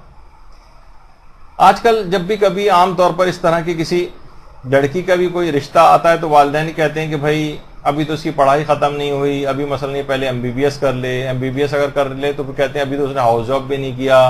ہاؤس جاب اگر کر لیتی ہے تو پھر کہتے ہیں ابھی تو جناب اس کو اسپیشلائزیشن ابھی فلاں جو ہے کرنے میں انٹرسٹڈ ہیں، ابھی تھوڑا وقت اور۔ تو کیا ہے کہ اس کا وقت جو ہے اس طرح سے آگے بڑھتا چلا جاتا ہے، اور اسی طرح سے اور جو ہیں وہ کہتے ہیں ابھی تو پروفیشنل اس کے اندر ہے، ابھی گریجویشن کر لے اور ماسٹرز کر لے، پھر MPhil اور فلاں پروگرام کے ابھی اندر آ رہی ہے، ابھی تو لڑکیاں بھی کہتی نہیں بھائی ابھی ہم شادی مثلا نہیں کرنا چاہتے، ابھی فلاں چیز کمپلیٹ ہو جائے۔ تو کیا ہے کہ ان کی عمریں اس طرح سے نکلتی چلی جاتی ہیں، جیسے میں نے پچھلی دفعہ کہا تھا کہ مارکیٹ میں پھر وہ نئی کھیپ آ جاتی ہے لڑکیوں کی جن کی عمریں بھی کم ہوتی ہیں، پھر ظاہر رشتے ان کی طرف منتقل ہونے لگتے ہیں، تو اخلاقی مفاسد اس سے پھیلتے ہیں، پھر اس کے بعد وہ بغاوت پر اترتی ہیں، سرکشی پر آتی ہیں، حرام راہوں کی طرف بھی نکل سکتی ہیں۔ تو یہ ایک بہت بڑا ایک مسئلہ ہے کہ جو کہ والدین کو بہت سنجیدگی کے ساتھ اس کو حل کرنا چاہیے، اور پڑھائی لکھائی پروفیشن فلاں ملازمت ان کے اندر اس کو ضائع نہیں کرنا چاہیے اس وقت کو، ورنہ بہت ہی بڑا بگاڑ، یعنی اس چند 1000 روپے کی یا کتنی بھی آپ کہیں جو ملازمت ہے اس کے لیے آپ پوری بچے کی ساری زندگی کی روحانیت کو داؤ پہ لگا دیں گے۔ شہید مطہری کا جملہ ایک دفعہ میں نے نقل کیا تھا نا آپ کے سامنے، کہ اگر ایک دفعہ بھی کوئی حرام منظر کوئی شخص اپنی آنکھ سے دیکھ لیتا ہے تو ساری زندگی کا بھی ہو سکتا ہے کہ تقوی و پرہیزگاری بھی اس کا مداوع نہیں کر سکے۔ تو بعض اوقات ایسے بھی گناہوں کے اس انداز کے اثرات بھی ہوتے ہیں، لیکن کیا ہے کہ اگر اس سلسلے میں ظاہر ہے کہ جو میں بات کہہ رہا ہوں اس میں مخاطب آپ لوگ نہیں ہیں جو سن رہے ہیں، عام وہ افراد کے جو اس میں ڈیسائسو پوزیشن کے اندر، یعنی جو اقدام کر سکتے ہیں، جو والدین ہیں جن کو اس چیز سوچنا چاہیے، جو مستقبل کے والدین بنیں گے، انہیں ابھی سے دماغ اپنا بنانا چاہیے کہ اتنے چھوٹے چھوٹے مقاصد کے لیے اتنے بڑے مقصد کو اور بچوں کی آخرت کو اپنی تباہ و برباد نہ کریں، چند ہزار کی ملازمتوں کے لیے کہ ہاں آپ یہ اس قابل ہو گئے، اس سے پہلے وہ جتنے بھی اس سے حرام ہو جائیں، کوئی والدین جو ہے نا بالکل صرف نظر کہ نہیں اب یہ یوں کر لے اور یوں بن جائے وغیرہ۔ تو دیکھیے پیغمبر خود یہ بات کہا کرتے تھے کہ اپنے کوانوں کی شادی کرو تاکہ اللہ ان کے اخلاق کو سنوار دے۔ اس کا مطلب ہے کہ اخلاق کا سنوارے رہنا، ان کے اندر بگاڑ کا پیدا نہ ہونا، ان کے اندر اخلاقی مفاسد کی طرف نہ جانا، یہ شادی سے وابستہ ہے۔ بہت زیادہ خرابی اس کے اندر جو ہے وہ آتی چلی جائے گی جتنا اس کے اندر ڈیلے کیا جائے گا۔ اور پیغمبر یہ بھی جملہ ارشاد فرمایا کہ جب کوئی شخص اپنی جوانی کے آغاز میں شادی کرتا ہے، یعنی جلدی عمر میں شادی، تو شیطان کی فریاد بلند ہوتی ہے، ہائے افسوس کہ اس نے اپنے 2/3 دین کو مجھ سے محفوظ کر لیا، میرے شر سے محفوظ کر لیا۔ تو یعنی شیطان اب جو نافرمانی بگاڑ یا جو شیطانی تمام چیزیں پیدا ہو رہی تھیں وہ یعنی شیطان کی وجہ سے تھی۔ شیطان کو بہت زیادہ افسوس ہوتا ہے 2/3 ایمان، آپ سوچئے کہ وہ آپ نے جو ہے وہ محفوظ کر دیا ہے بچے کا۔ اب یہ ظاہر ہے 1/3 ذرا اس کی بہت کم رہ گئی، اب اپنے تقوی سے، کچھ ماحول سے، کچھ اثرات سے، کچھ ادھر ادھر کی باتوں سے اب ذرا کم محنت کرنا پڑے گی اور یہ برائی کی طرف نہیں جا سکے گا۔ تو یہ ایک مسئلہ ہے اس کے اندر. اور پیغمبر نے ایک جملہ اور براہ راست نوجوانوں سے مخاطب کر کے پیغمبر نے فرمایا ہے کہ اے جوانوں، تم میں سے جو بھی استطاعت رکھتا ہو اسے چاہیے کہ وہ شادی کر لے تاکہ تمہاری آنکھیں عورتوں کا تعقب نہ کریں. یہ اس وجہ سے تاکہ اس عمل کی مذمت بیان کرنے کے لیے اس طرح کی جو ہے وہ تفسیر کی، یہ اس طرح سے آنکھیں پھاڑ پھاڑ کر نامحرموں کو دیکھنا، ہر وقت ٹی وی کے اوپر بے حجابانہ دیکھنا، بازاروں کے اندر بے حجابانہ اس طرح سے دیکھنا. پیغمبر خود فرماتے ہیں کہ تمہیں چاہیے جلد شادی کرو تاکہ تمہاری آنکھیں نامحرم عورتوں کا تعقب نہ کریں اور تمہارا دامن پاک و پاکیزہ رہے. تو ظاہر ہے کہ یہ جو جلد شادی ہے ان کو گناہوں سے بچا کر نیکی اور سعادت کی راہ کے اوپر لگائے گی، جو اصلاً تربیت کا ہدف اور مقصد. آپ یہی چاہتے تھے نا کہ یہ اس نیکی اور سعادت کی راہ پر لگ جائے. شادی کے بعد یہ نیکی اور سعادت کی راہ پر. اب جو اس کے بعد بہت سے لوگوں کے دماغ میں آتا ہے کہ وہ جو لڑائی جھگڑے ہنگامے، وہ ایک دوسرا پہلو. یہ بہت بڑے یعنی 2/3 تو ایمان کو آپ نے بچا لیا اب کچھ حکمت عملی سے کہ اس قسم کے لڑائی جھگڑے، دنگا و فساد اور یہ سب کچھ جو گھر میں اپنے طرز عمل کی وجہ سے جو ہم پیدا کر لیتے ہیں وہ نہ ہو. تو یہ بہت ضروری ہے. اچھا، یہاں پر اولاد کی جلد شادی کے سلسلے میں ہم دیکھتے ہیں کہ والدین بہت زیادہ سخت ہو جاتے ہیں. کبھی سستی و لاپرواہی سے کام لیتے ہیں، کبھی سختی ہو جاتی ہے ان کے اندر، کبھی کچھ بیجا توقعات کی طرف چلے جاتے ہیں. اب یہ اتنا کمانے لگے، اب یہ ذرا سیٹ ہو جائے،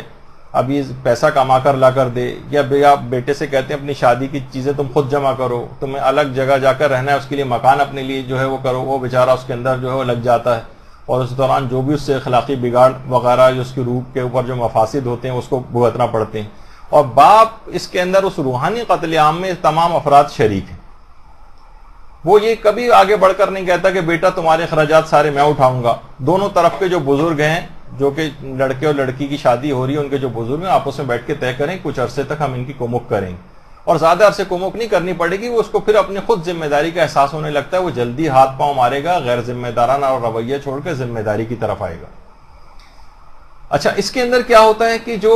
غیر ضروری معیارات بنا لی ہیں شادی کے سلسلے میں، یہ جب تک کم نہیں ہوں گے،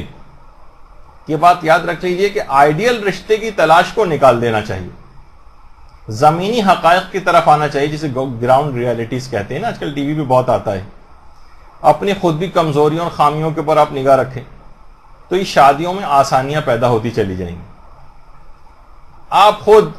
آپ کے بیٹا اور بیٹی خود آئیڈیل نہیں ہیں تو آپ اپنی بہو اور داماد کے لیے اتنی زیادہ شرائط کے قائل کیوں ہیں؟ ہر شخص اپنی کمزوریوں وغیرہ کو دیکھے. تو باقاعدہ ہمارے پانچویں امام محمد باقر علیہ الصلوۃ والسلام کی روایت بھی ہے. صلی اللہ علیہ وسلم.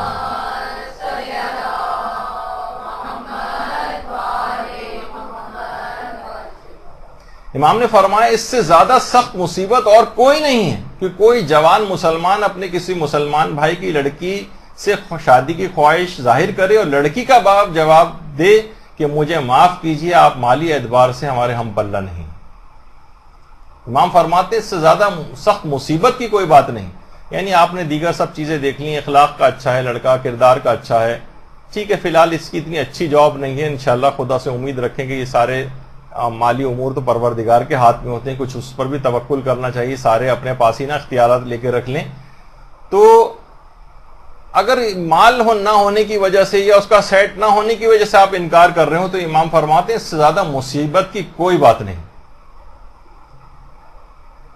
تو یہ تمام چیزیں ایسی ہیں کہ باقاعدہ اسی سلسلے میں ہمارے امام محمد تقی علیہ الصلوۃ والسلام کی بھی ایک روایت ہے.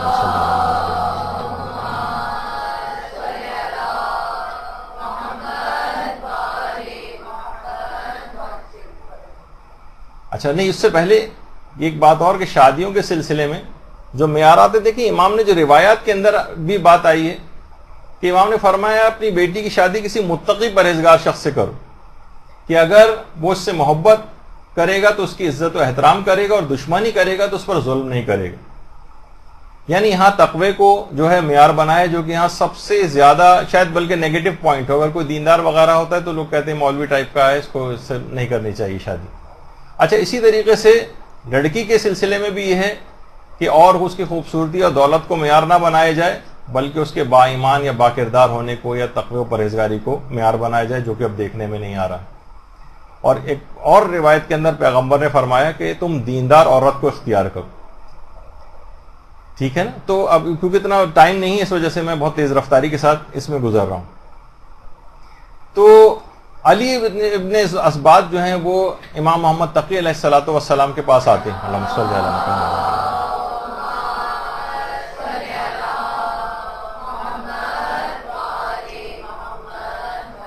اور آ کر کہتے ہیں کہ مولا، ظاہر امام کے صحابی تھے، تقوی پرہیزگاری اور ہر چیز میں اتنا اعلیٰ عرفہ تھے کہ مولا کوئی ایسا شخص نظر نہیں آتا جو اخلاق اور ایمان میں ہمارا ہم پلہ ہو کہ میں اپنی لڑکیوں کا عقد اس سے کروں۔ امام نے جواب دیا بڑا عجیب، بلکہ خط لکھا، انہوں نے امام کے پاس نہیں آئے تھے، خط لکھا تھا۔ امام نے خط کا جواب دیا کہ تم نے جو کچھ اپنی لڑکیوں کے بارے میں لکھا ہے مجھے اس سے آگاہی ہوئی، یعنی اپنی لڑکیوں کی تعریف لکھی کہ وہ اتنے دینی لحاظ سے اتنے مقام پر ہیں اور سب کچھ ہے، کوئی نظر نہیں آ رہا ہے کہ جو ہم پلہ جس سے شادی کروں۔ امام نے ایک جملہ دیکھیے کیا کہا، لڑکیوں کی شادی کے معاملے میں اس قدر احتیاط کی ضرورت نہیں۔ دیکھیے یعنی اب آپ ہر وقت صرف نکتہ چینیاں صرف نکالتے ہیں رشتوں میں، اس کی وجہ سے لڑکیاں گھر بیٹھ رہی ہیں، اخلاق بگڑ رہے ہیں، وقت کے ساتھ ساتھ ان کے رنگ و روپ زائل ہو رہے ہیں، ازدواجی زندگی کا لحاظ سے جو موسم بہار ہے وہ رخصت ہو رہا ہے، پڑھائیوں میں اور ماسٹرز میں اور بیجا معیارات کی نظر جو ہے ان کو کیا جا رہا ہے۔ ظاہر ہے جن لوگوں کے ہاتھ میں شادی کی بیاہ کے سارے معاملات ہوتے ہیں، میرا خطاب ان سے ہے۔ ظاہر ہے کہ اس میں جتنی زیادہ شرطیں لگائی جائیں گی، جتنے زیادہ رسم و رواج لے کر آئے جائیں گے، جتنے زیادہ مالی امور اس کے اندر آپ بحث کریں گے، اس میں جتنے زیادہ اسراف اور غیر ضروری اخراجات وغیرہ کی جمع آوری وغیرہ کو بنائیں گے تو سہولتیں اور آسانیاں سے ختم ہوتی چلی جائیں گی، شادیاں مشکل تر ہوتی چلی جائیں گی۔ اور یقین کیجئے کہ اس میں جو سب سے زیادہ عمل دخل ہے، ٹھیک ہے کہ میں کہہ رہا ہوں کہ ان لوگوں سے میرا خطاب ہے، ان لوگوں سے مراد، لیکن آپ لوگوں سے بھی جو خواتین کی صنف ہے، انہوں نے اس میں اخراجات کو اتنا زیادہ بڑھا دیا ہے کہ انتہا مردوں کی طرف سے بہت ہوا تو جو اخراجات کے اندر عام طور پر کچھ اسراف یا کس طرف جاتے بھی ہیں تو کھانے پینے تقریب شادی کی حد تک ہوتا ہے، اس میں بھی اگر آپ تھوڑا سا ان سے کوآپریٹ کریں تو اس کے خرچے کم کیے جا سکتے ہیں۔ لیکن شادیوں کے سلسلے میں خواتین نے اتنی زیادہ چیزیں اتنی رسومات اور یہ سب کچھ اس کے اندر بڑھا دیا کہ انتہائی مشکل تر ہوتی چلی جا رہی ہیں شادیاں۔ لوگ کہاں سے اتنے حالات اس قابل رہے نہیں، نتیجہ ہے کہ اتنے اخلاقی مفاسد، اتنا بگاڑ، اتنا فساد پیدا ہو رہا ہے، اولادیں خراب ہو رہی ہیں، بگڑی جا رہی ہیں، کسی کو کوئی پرواہ نہیں، صرف اپنی ایک خواہش نفس کہ اس کے اندر وہ چکا چوند شادی کے اندر نظر آئے، چاہے اس کے اندر کتنی ہی اولاد کیوں نہ جب تک نہ بگڑ جائے کہ سارے جب تک لوازمات حاصل نہیں ہو جائیں گے شادی نہیں ہو سکے گی۔ تو اس کے اندر آپ لوگوں کی بہت زیادہ اس کے اندر ہے، خدارا اپنے آپ کو بدلیں۔ کب تک یہ صرف سننے کی حد تک باتیں رہیں گی، اس کو جب تک عمل نہیں کریں گے، لوگ دیکھیے کہ یہ بھی اعتراض کرتے ہیں کہ سب باتیں کتابی طور پر ہیں، درس و تدریس کی حد تک ہیں، عملی زندگی کے اندر تو اس کے کوئی مظاہرے نظر نہیں آتے، وہ نیو نظر نہیں آتے ہیں، جو کہ آقا محسن غیرتی کہتے ہیں، مجھ سے ایک جوان نے آ کر کہا کہ اسلام اگر اتنا بہترین مذہب ہے تو اب تک پھیلا کیوں نہیں؟ تو میں نے اس سے جواب میں یہ کہا کہ اگر محمد علی کے لیے بہت اچھا باکسر ہے تو اس نے آج تک آپ کے چہرے میں مکہ کیوں نہیں مارا ہے؟ اس وجہ سے مکہ نہیں مارا، کبھی رنگ میں آپ نے اس کے سامنے پیش ہی نہیں کیا اپنے آپ کو کہ وہ مکہ مارے۔ تو آپ نے اسلام کو کبھی زندگیوں پر لاگو کرنے کی کوشش ہی نہیں کی کہ وہ لاگو ہوتا نظر آئے۔ اسلام تو بہترین مذہب ہے، لیکن آپ نے اپنی بدنصیبی کی وجہ سے عمل نہ کر کے دور کر کے اپنی حالت ایسی بنا لی۔ تو بہرحال اب کیا ہے کہ یہ جو علماء فرماتے ہیں کہ دیکھیے اس طرح سے جو بھی یہ تاخیر اس کے اندر ہوتی چلی جائے گی، غیر ضروری تاخیر میں ڈالنے سے، یہ اگر لوگ والدین اس سلسلے میں بخل کریں گے اور شادیوں میں ڈیلے کریں گے کہ یہ ہو جائے اور وہ ہو جائے اور وہ ہو جائے پہلے، تو اس سے کیا ہوگا، ایسے تمام والدین کو قیامت کے دن ان سے جواب طلبی کی جائے گی۔ روایت یہ بلکہ علماء نے ایک بات کہی ہے اس سلسلے میں کہ شادی میں تاخیر اگر کی تو اس سے بچپن کی بہترین تربیت بھی بہت آسانی کے ساتھ ضائع ہو سکتی۔ ٹھیک ہے، آپ کو بڑا اعتماد تھا، بڑا آپ کو یقین تھا کہ میں نے بڑی اچھی تربیت کر کے ساری باتوں کو کرتے ہوئے یہاں تک لے آئے، لیکن عین آخری وقت میں، یعنی جب وہ واقعی اس کو آپ شادی میں جلد اقدام کر کے اس کے دین کو مکمل محفوظ بنا سکتے تھے، لیکن آپ نے دیر کر دی۔ بچپن کی ساری تربیت اور ساری محنتیں ضائع ہو سکتی ہیں بہت آسانی کے ساتھ اگر شادی کی عمر میں تاخیر کی۔ یہ بہت اہم مسئلہ ہے۔ اور علماء کا کہ جملہ ہے کہ جس گھر میں بھی غیر شادی شدہ کماری جوان اولاد موجود ہو وہ گھر کبھی بھی فساد اور خرابیوں سے محفوظ نہیں رہ سکتے. دیکھیے سب چیزیں آنکھ بند کر لیں تمام چیزوں سے تو ہر چیز اچھی اچھی بس کہیں گے آپ پوری دنیا سے ہم نے آنکھیں بند کر لی. تو اگر فکر کریں اور باقاعدہ سوچ بچار کریں تو اس سلسلے میں جلدی اقدام جو ہے وہ کرنا چاہیے. یہی وجہ ہے کہ آغا سیستانی سے بھی جب پوچھا کہ شادی کس عمر میں کرنی چاہیے تو انہوں نے کہا کہ جب بھی اولاد یعنی اس بوجھ کو اٹھانے کے قابل ہو جائے,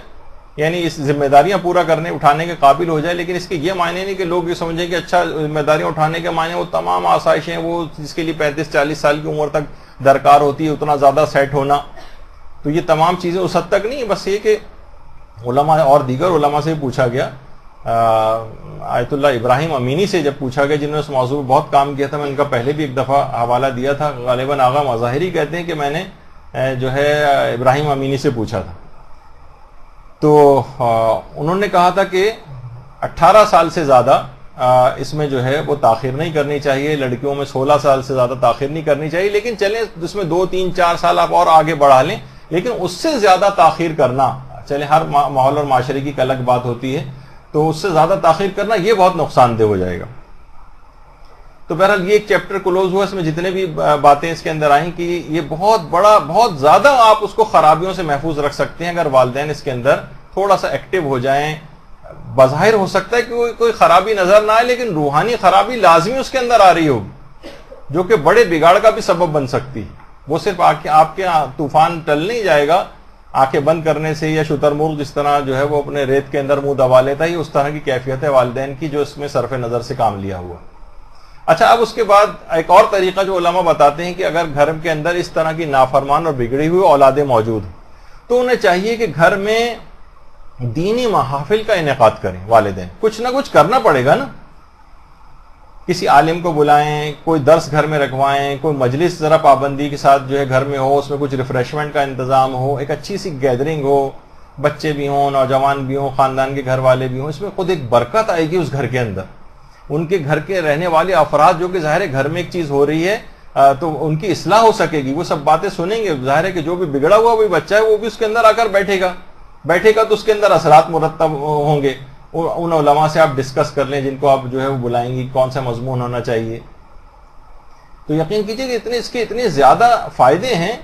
یعنی خود میں نے اکثر اس کا تجربہ بھی کیا ہے. بہت سارے بچوں کو اپنے گھر جو ہے وہ بلا کر, کافی پہلے بھی میں نے کیا تھا اور ایک سے چند سال پہلے بھی اس کا ایک تجربہ کیا تھا. تو بچوں میں اس طرح کی بھی چیزیں خالی صرف اس حد تک نہیں بلکہ جو بچے آتے تھے ان کے ہینڈ رائٹنگ کا مقابلہ بھی جو ہے وہ گھر میں کروایا جاتا تھا, اور جناب ان سے نوحے نعتیں اور قصیدے بھی پڑھواتے. ہر بچہ ایک ایک نوحہ نعت یا قصیدہ اس کی بھی بچے تیاری کر کے آتے تھے. لیکن ورائٹی تھی, فقہی مسائل بھی تھے, اخلاقیات بھی تھی, عقائد بھی تھی, کہ اسی کے اندر یہ سب چیزیں بھی تھیں. بعد میں ان کی پسند کا جو بھی برگر ہے, پیزا گھر سے بنا ہوا مثلا وہ بھی ان کو سرو کیا جاتا تھا. بچے خوش, ایک پکنک کا سا کہ ان کا ہو جاتا تھا, لیکن اسی کے اندر بہت ساری چیزیں ان کو سکھا دی جاتی ہیں. تو بہت کامیاب رہا. اب ہم یہ چاہتے ہیں کچھ کرنا بھی ہمیں نہ پڑے, وہی بٹن دبانے والی کیفیت ہو جائے, تو یہ پاسبل نہیں ہوگا. یا ہمارے دوستوں کا ایک گروپ ماشاءاللہ اس میں سے کافی سارے افراد تو آپ کی خدمت گزاری کے لیے خود مدرسے میں خدمات انجام بھی دے رہے ہیں. ایک کافی سال پہلے انہوں نے بھی اس طرح سے گروپ بنایا تھا کہ ٹھیک ہے ہر دفعہ ضروری نہیں کہ گھر میں درس وغیرہ کا سلسلہ ہی ہو. انہوں نے کہا چند دوست بیٹھ جائیں گے اور وہاں پہ بیٹھ کے تسبیحات کے اوپر ہم درود پڑھا کریں گے زیادہ سے زیادہ.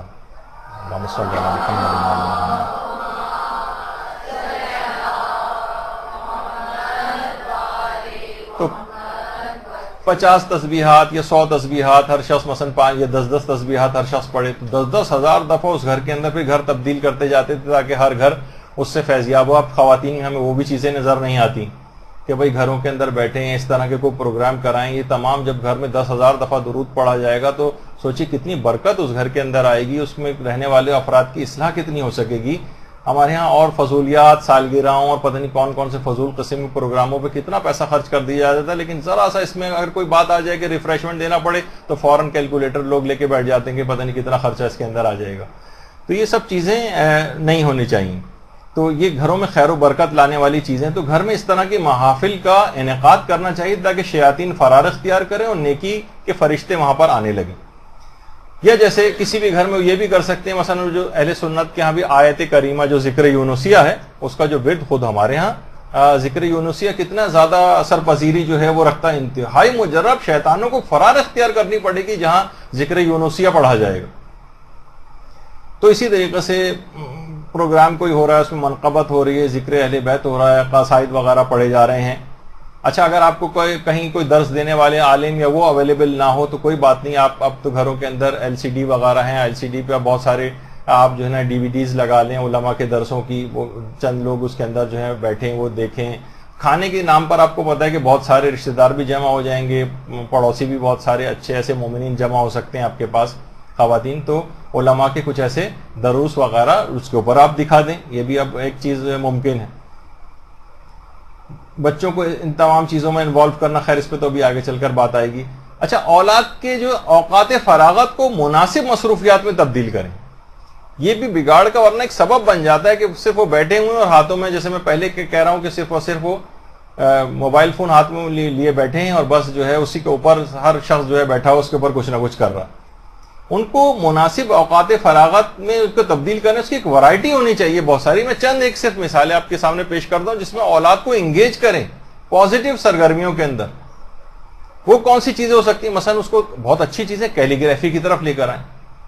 کیلیگرافی ہو، بیٹھے وہ چیز بنا رہے ہو، اس کا ایک الگ شوق ہے، قرآنی آیات لکھے گا، مقدس چیزیں لکھے گا، احادیث مبارکہ لکھے گا۔ بچوں کے چھوٹے چھوٹے بچوں کے اس طرح سے جو بچپن سے یعنی کچھ نہ کچھ آپ کو اقدام کرنا پڑے گا نا، کوئی مناسب ان کو چیزیں، ہر وقت یہ انتظار کریں کہ کوئی سجی سجائی بزم آپ کے لیے تیار رکھے جہاں بچے کو اپنے لے آئیں اور خود سے نہ کسی چیز میں تعاون کریں، نہ خود سے کسی چیز میں کوئی حصے دار بنے، نہ خود سے کسی چیز کا آغاز کریں۔ تو ایسے کیسے معاشرے کے اندر ہوگا؟ دوسرے بھی آپ کے لیے تو نہیں کر سکتے اتنا زیادہ، کچھ آپ کو خود آگے بڑھنا پڑے گا کہ بچوں کو کیسے ہم اس طرح کی چیزیں، بچہ روزانہ جائے گا، اسے ایک رجحان بن جائے گا، اس بجائے کہ اس کو بیٹھ کے وہ موبائلنگ کرے، وہ یہ سب چیزیں جو ہے وہ چیز کرے گا، تو یہ ان چیزوں کی طرف جانا پڑے گا۔ اچھا اسی طرح سے بچوں کو آپ چاہیں تو نا یہ فارسی زبان کے کورسز، لینگویج کلاسز کے اندر اس کو جو اوقات فراغت کو، جیسے گرمیوں کی چھٹیاں آئی ہیں تو اس کے اندر اس میں ڈالیں، کیونکہ 2 مہینہ جو ہے فارسی سیکھنے کے لحاظ سے مزہ آئے گا اس کو۔ عربی سیکھنے کی بہت سی جگہوں پہ ہلکی پھلکی سی جو کلاسز ہوتی ہیں کہ کچھ کہیں بھی جائیں، مثلا عراق جائیں، معمولی کیا ہم بات چیت وہاں پر دکانداروں کے ساتھ کر سکیں، یہ وہ کچھ بھی اس طرح سے، یعنی آپ کو ان کے اوقات فراغت کو مناسب مصروفیات میں تبدیل کرنا۔ اچھا اسی طرح سے یہ بھی ہو سکتا ہے گھر پہ آپ کوئی ٹیوٹر لگوا دیں، ورنہ پھر ان لینگویج کلاسز کے لیے جیسے یہاں پر خانہ فرنگ میں ہوتی ہیں یا کسی اور جگہ اگر آپ کو کسی مدرسے وغیرہ میں بھجوانا پڑے، کسی انسٹیٹیوٹ میں بھجوانا پڑے، وہاں سے بھی پاسبل ہے۔ اسی طرح سے مثلا بہت ساری جگہوں کے اوپر یہاں پر ہوتا بھی ہے، جیسے ہمارے سولجر بازار والی جو سائڈ ہے وہاں راؤنڈ ٹیبل دینیات کلاس ہوتی ہے، بچے اس کے اندر بڑے اس سے جاتے ہیں اور ان کی فقہی معلومات اس انداز سے بڑھتی ہیں۔ اور کوئز پروگرام ہے، اس کو کوئی ارینج کریں باقاعدہ، بچے اس کی پوری تیاری کریں، یعنی ان کے لیے ویسا ایک ماحول مہیا کرنا ضروری ہے کہ اوقات فراغت وہ کہاں گزارے گا، ورنہ وہ فضول مصروفیات کی طرف جائے گا اور وہاں سے بگاڑ پیدا ہونے لگے گا، وہ حرام چیزوں کی طرف جائے گا اور بگاڑ، سرکشی اور نافرمانی پیدا ہونے لگے گی۔ اس کو بچانے کے لیے ضروری ہے کہ اسے متبادل مہیا کیا جائے، کوئی اس پروگرام آپ منعقد کروائیں، مضمون نگاری کے پروگرام منعقد کرائیں، بچے اس کی تیاری کرتے ہیں باقاعدہ۔ تو خیر میں نے ایک مثال کے طور پر ایک اس طرح کا کسی جگہ پہ ہو رہا تھا جناب مضمون نویسی کا مقابلہ، لیکن آپ بچوں کے لحاظ سے ایسا کروا سکتے ہیں جس میں عناوین جو ہیں، عنوانات جو ہیں بچوں کے مطابق ہوں، ٹھیک ہے۔ اسی طرح سے یعنی بچے جب لکھنے پڑھنے کے ذرا میدان میں آئیں گے کہ کیسا مقالہ لکھا جاتا ہے، مضمون کیسے لکھا جاتا ہے، یا مثلا کسی بھی مسجد یا امام بارگاہ وغیرہ کے اندر بطور والنٹیئر ان کو آپ لے کر جائیں، وہاں پر جا کر وہ فری میں جو ہے وہ اس انداز سے جو ہے کام کریں، بڑے ہونے کے بعد بھی پھر جو ہے اسی طرح سے والنٹیئر کے طور پر یہ خدمات انجام دیں۔ سبیلیں کہیں لگ رہی ہیں، کوئی مجلس کا کوئی انتظام ہے، بچے وہاں جا کر وہ خوشی بھی محسوس کرتے ہیں، لیکن آپ ہر وقت جو ہے ان کو دور رکھیں، صرف وہاں تماشائی کے طور پر جائیں اور بس پروگرام اٹینڈ کر کے آ جائیں کہ جیسے بہت کوئی اسپیشل ٹائپ کے جو ہے افراد کے طور پر آپ وہاں جا رہے ہیں، نہیں، ایسا نہیں ہونا چاہیے۔ وہاں جا کے بچوں کو اس قسم کے کاموں میں، امام بارگاہوں یا کچھ اس میں کوئی نہ کوئی خدمات کے طور پر لگائیں۔ مثلا کچھ نہیں تو علاقے کی جو بھی امام بارگاہ کچھ لوگوں جائے وہاں پر صفائی کرنے کا، مسجد کے اندر صفائی کرنا، امام بارگاہ میں صفائی کرنا، یہ کوئی آپ معمولی کام اپنے اس کو قبر کے کیڑے اور تمام اس سے پوری آخرت اس کی محفوظ ہو جاتی ہے کہ کیسے کیسے ان کی چیزوں کے فوائد ہیں، بچے کو شروع سے اس کے اندر ڈالنا کہ جاؤ جا کر یہ فلاں کام کرو، کوئی متبادل نیکی کی چیزوں کی طرف اس کو راغب کریں۔ اسی طرح سے یعنی خود آپ لوگوں کے لحاظ سے بھی میں یہ بات کہوں کہ مدرسے کے اندر بھی صرف مہمانوں کی طرح سے آنا اور آ کے چلے نا، آپ کے اپنے فائدے، یہاں تو کام پھر بھی خدا کا شکر ہے کہ چل رہا ہے، لیکن آپ لوگوں کے لحاظ سے کوئی والنٹیئر کے طور پر کوئی خدمات آپ لیں، یہاں پر لیں، خود سوچیں. بہت ساری لڑکیوں نے بہت اچھے مثلا کام پکڑے ہوئے ہیں کہ ٹھیک ہے ہم لیکچرز کو ٹائپ کریں گے اور اس کی پروف ریڈنگ کروائیں گے، کسی نے کوئی کام لیا ہوا ہے، کسی نے کوئی کام لیا ہوا ہے، اس طرح سے جو اب تک نہیں کوئی خدمات آپ کے اپنے حوالے سے بہت فائدہ مند چیز ہے، آپ کی اپنی خیر و برکت کے لحاظ سے، ورنہ تو دنیا کے اور دین کے کام بھی سب ہو ہی جاتے ہیں، لیکن آپ کا حصہ اس کے اندر نہیں بن پائے گا. تو کوئی بھی اس طرح سے آپ خود والنٹیئر کریں کہ آپ کون سی خدمات ایسی جو انجام دے سکتے ہیں کہ اوقات فراغت اس کے اندر بھی لگائے جا سکے. اچھا بہت ساری چیزیں ایسی ہیں دیکھیے، جیسے بچوں کو یا لڑکیوں کو اس میں لگایا جا سکتا ہے، جیسے مثلا ٹیلرنگ، کپڑے سینا وغیرہ. آج کل یہ بھی دیکھ رہے ہیں کہ خواتین صرف مرد درزیوں کے پاس جا کے ساری یہ چیزیں کر رہی ہیں، اور معمولی سی چیزیں بھی، یعنی بعض اوقات یہ ہوتا ہے کہ اسکارف بھی جو سینے نہیں آتے ہیں خواتین کو، وہ بھی کسی ٹیلر ماسٹر سے جا کر جو سلوا رہی ہیں. چند ایک خواتین ہیں شاید، یا عورتوں کی جو چادر ہے وہ کیسے سی جائے گی معلوم نہیں ہے اور جا کے سلوانا پڑ رہا ہے. یہ بہت خرابی کی طرف معاملات جا رہے ہیں، جو کہ کام بہت سارے آپ خواتین کے کرنے کے ہیں وہ مردوں نے اس انداز سے پکڑ لی. جیسے وہ تھا ایک لطیفہ پہلے بھی آپ کو سنایا تھا، ایک صاحب نے کہا کہ اپنے دوست سے کہ بڑی شرم کی بات ہے، کل میں دیکھ رہا تھا کہ تم جو اپنی بیوی کے ساتھ کپڑے دھو رہے تھے. تو اس نے کہا تو شرمانی کون سی بات ہے، جب وہ میرے ساتھ روٹیاں پکوا سکتی تو کیا میں اس کے ساتھ کپڑے نہیں دھلوا سکتا. تو بہرحال وہ گھر کے سارے کام جب مرد حضرات اس انداز سے کر رہے ہیں تو آپ نے سوچا کہ شاید ہماری تو کوئی ضرورت ہی نہیں ہے، مردوں نے یہ والا بھی سارے کام اٹھا لیے ہیں اپنے کندھوں کے اوپر. تو بہرحال اسی طرح سے جو کوکنگ وغیرہ کی جو چیزیں ہیں اور لڑکیوں کو شروع سے اس میں ڈالیں اوقات فراغات میں، ان کا پازیٹیو طرف جو ہے وہ دماغ جائے. اب چاہے اس کے لیے ان کو کوئی کوکنگ کلاسز کے اندر بھی آپ کو ہو سکتا ہے کہ لے جانا پڑے، ذرا آپ کو محنت کرنی پڑے گی. البتہ چھوٹے بچوں کو اس سے دور رکھنا ہے آپ کو، کہ ورنہ وہ کچھ اس انداز کا کام نہ کرنے لگے. تو بہرحال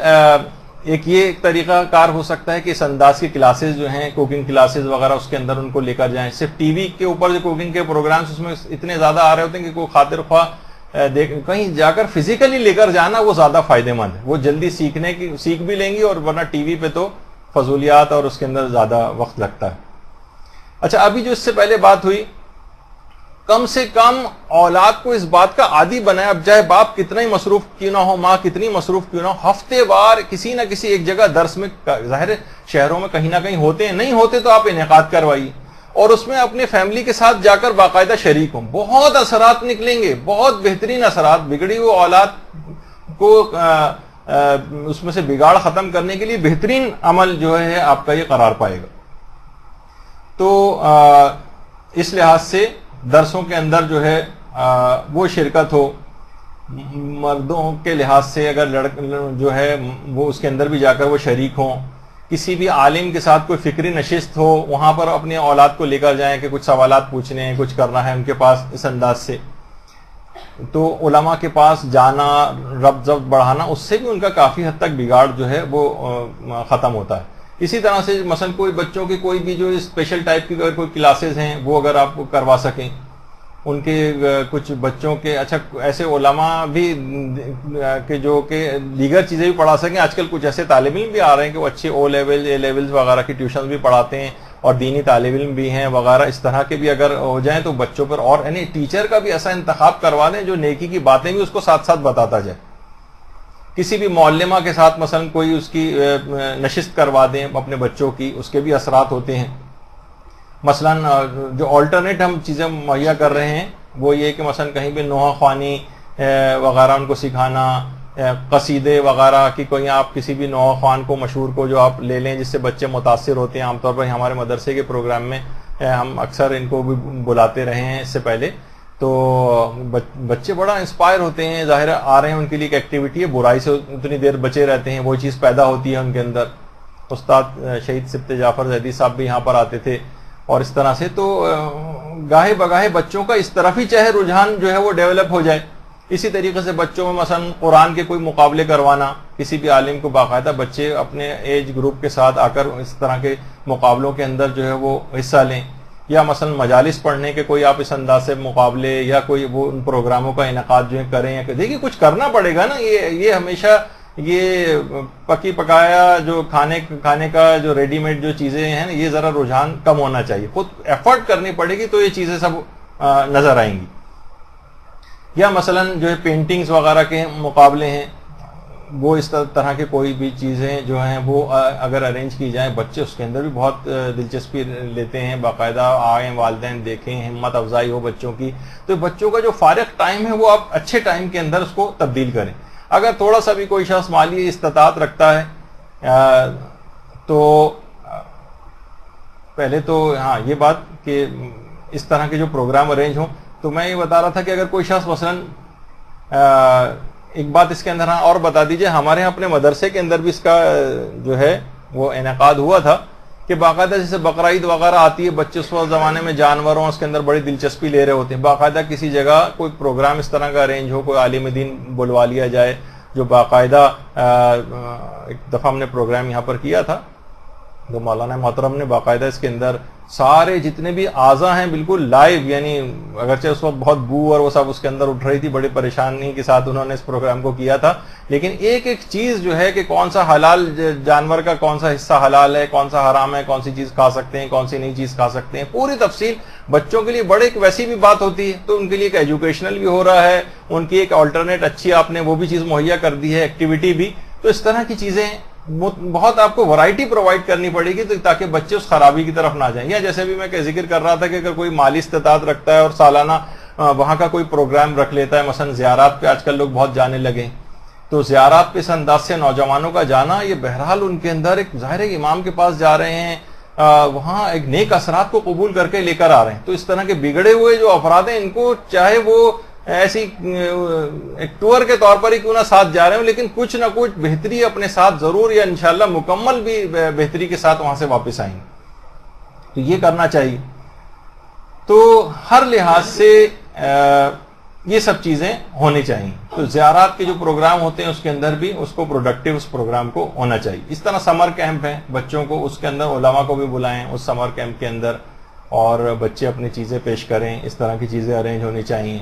گھر کے کاموں کے اندر بچوں کو انوالو کریں. دیکھیں آلٹرنیٹ مہیا کرنے کے حوالے سے مرد حضرات کے لیے بھی ایسی نہیں ہے کہ وہ بھی گھریلو کاموں کے اندر ان کو بھی اس انداز سے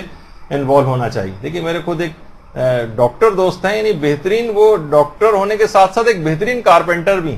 ان کے والد نے ان کو اس طرح کا بھی کچھ, تو اپنے گھر کی میزیں, الماریاں, یہ وہ سب خود بنا لیتے ہیں. ایک دفعہ بلکہ انہوں نے بتایا تھا اپنے پورے گھر کا پلاسٹر انہوں نے خود کیا تھا. اب دیکھیں ڈاکٹر ہونے کے باوجود یہ والا سر, یعنی اس میں کوئی برائی کی بات تو نہیں, فضول کاموں میں ادھر ادھر دماغ لگانے سے بہتر ہے کسی کنسٹرکٹیو طرف جو ہے وہ دماغ کو لگایا جائے. تو بہرحال کسی بھی طریقے سے اوقات فراغت کو بہترین طریقے سے آپ بچوں کے استعمال کرنے کی عادت ڈالیں, وہ خرابی اور بگاڑ کی طرف نہیں جائے گا. یہ والدین نے پورا ان کے لیے وہ کھول رکھا ہے میدان بگاڑ کا, اور اس کے بعد پھر شکایتیں کرتے نظر آ رہے ہیں کہ یہ بچہ کیوں بگڑا جا رہا ہے. بھائی آپ نے خود ہی کوئی اس کو آلٹرنیٹو مہیا نہیں کیا, کچھ کیا نہیں, کوئی اقدام نہیں کیا, تو ابھی بھگتنا پڑے گا آپ کو. اچھا والدین پھر جاتے ہیں بیجا سختی کی طرف. دیکھیے وہ کون سا ایک پروگرام ہے, کوئی آتا ہے فیئر فیکٹر کے نام سے, میں کہتا ہوں اس میں ایک محبت کا فیکٹر جو ہے اولاد کے, وہ والدین اس سے کام لیں تربیت میں. محبت کا اظہار, ان کے ساتھ ایسے الفاظ کا اظہار, ان سے جسمانی انداز سے جو ہے وہ تعلق رکھنا, ان کے قریب آنا, ان سے محبت بھری بات کرنا, اپنی ماں کے پاس اس طریقے سے انداز سے بیٹھنا کہ وہ ہر وقت بس ان کو لان تان اور گالیاں اور یہ سب کچھ جو ہے وہ نہ دیتی رہے.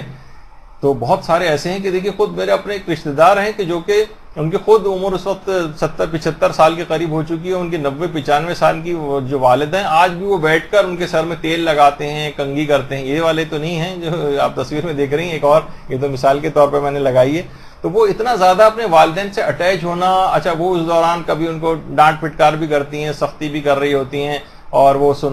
سن کے ان کے پاؤں دبا رہے ہوتے ہیں, ماں کو منا رہے ہوتے ہیں, سب چیزیں. تو یہ جسمانی اعتبار سے یہ محبت کا جو فیکٹر ہے, اس کو باقاعدہ طور پر واقعتاً استعمال کرنا چاہیے. تو اس سے کیا ہوگا, ان کی جتنی آپس میں محبت بڑھے گی اتنا زیادہ وہ بگاڑ کی طرف بچہ کم جائے گا. اچھا عام طور پر ہم دیکھتے ہیں والدین کو ایک کام اور کرنا چاہیے کہ اگر مثلا باپ کوئی کام کاروبار کرتا ہے, کوئی بزنس کرتا ہے, اپنے اس نوجوان بیٹے کو اپنے ساتھ لگائے. عام طور پر وہ اس کو کسی اور لائن میں بھیج دیتا ہے. اگر یہ والد کے ساتھ بچہ لگا رہے گا, منافع کی رقم کی کوئی پرسنٹیج بھی باپ چاہے تو اس کو جو ہے وہ دے دے, کچھ چاہے تو اپنی طرف سے اچھی سیلری اس کو پہ امپلائی رکھ لے, اس طرح وہ باپ کے قریب بھی رہے گا, دونوں میں ایک انڈرسٹینڈنگ بھی ڈیولپ رہے گی, اور یہ بگاڑ کی طرف نہیں جائے گا. عام طور پر کاروباری جو باپ ہوتے ہیں وہ بھی کہتے ہیں بچہ کہ ٹھیک ہے اپنے مطابق جہاں جو جائے کرتے رہو, تو وہ باپ سے ڈیٹیچ ہو کے دور جا کے کچھ کرنا شروع کر دیتا ہے, والد سے ایک لحاظ سے دور ہو جاتا ہے. باپ کو چاہیے کہ اپنے ساتھ ملائے اس کو کچھ سہولیات مہیا کرے, نوجوانی میں کچھ پیسہ بھی ہے اس کے ہاتھ میں آنے لگے گا, کچھ سیونگ بھی کرنے لگے گا, تو اس کو ذرا اچھا محسوس ہوگا. تو یہ ایک طریقہ کار ہو سکتا ہے. اولاد سے مثلا مشورہ جو ہے وہ لیں, پیغمبر بھی اپنے اصحاب سے مشورہ لیا کرتے, تو اولاد سے مشورہ لینے میں کوئی ایسی چیز نہیں ہے. گھریلو کاموں میں اس کو ذمہ دار اولاد کو بنائیں. یہ سب چیز ایسی ہیں کہ جو کہ اس انداز سے ہونی چاہیے. اسی طریقے سے بچہ, دیکھیے اس کے اندر ایک اصول یہ بھی ہے کہ باپ جو ہے تدریجاً اپنا روب کم کرتا جائے. بچہ جیسے جیسے بڑا ہوتا جا رہا ہے, باپ چاہیے کہ ذرا دوستانہ طرف چلا جائے, مناسب ہنسی مذاق بھی اس کے ساتھ کرے, بے جا اس کے ساتھ جو سختی نہ کرے. ماں کوشش کرے ذرا نسبتاً سہیلی بن کر اس کے ساتھ رہے. تو بچے کے بڑا ہونے پر اس کے اوپر غصہ کرتے رہنا یا اس کو مارنا, یہ سخت نقصان دہ ترین طریقوں میں سے ایک. ایسے بچے باغی بن جاتے ہیں, ان کے ساتھ نرمی سے پیش آنا چاہیے.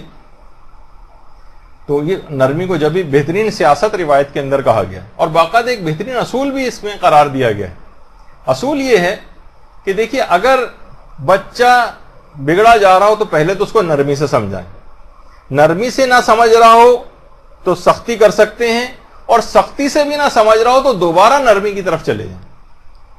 سختی کے بعد مزید سختی کی طرف نہ جائیں. بات چیت بند کر دی اور جو ہے اس کو گھر سے نکال دیا اور فلاں چیز کر دی, اس سے مسلسل جو ہے وہ بگاڑ مسلسل پیدا ہوتا چلا جائے گا, جو کہ یہ نہیں کرنا چاہیے.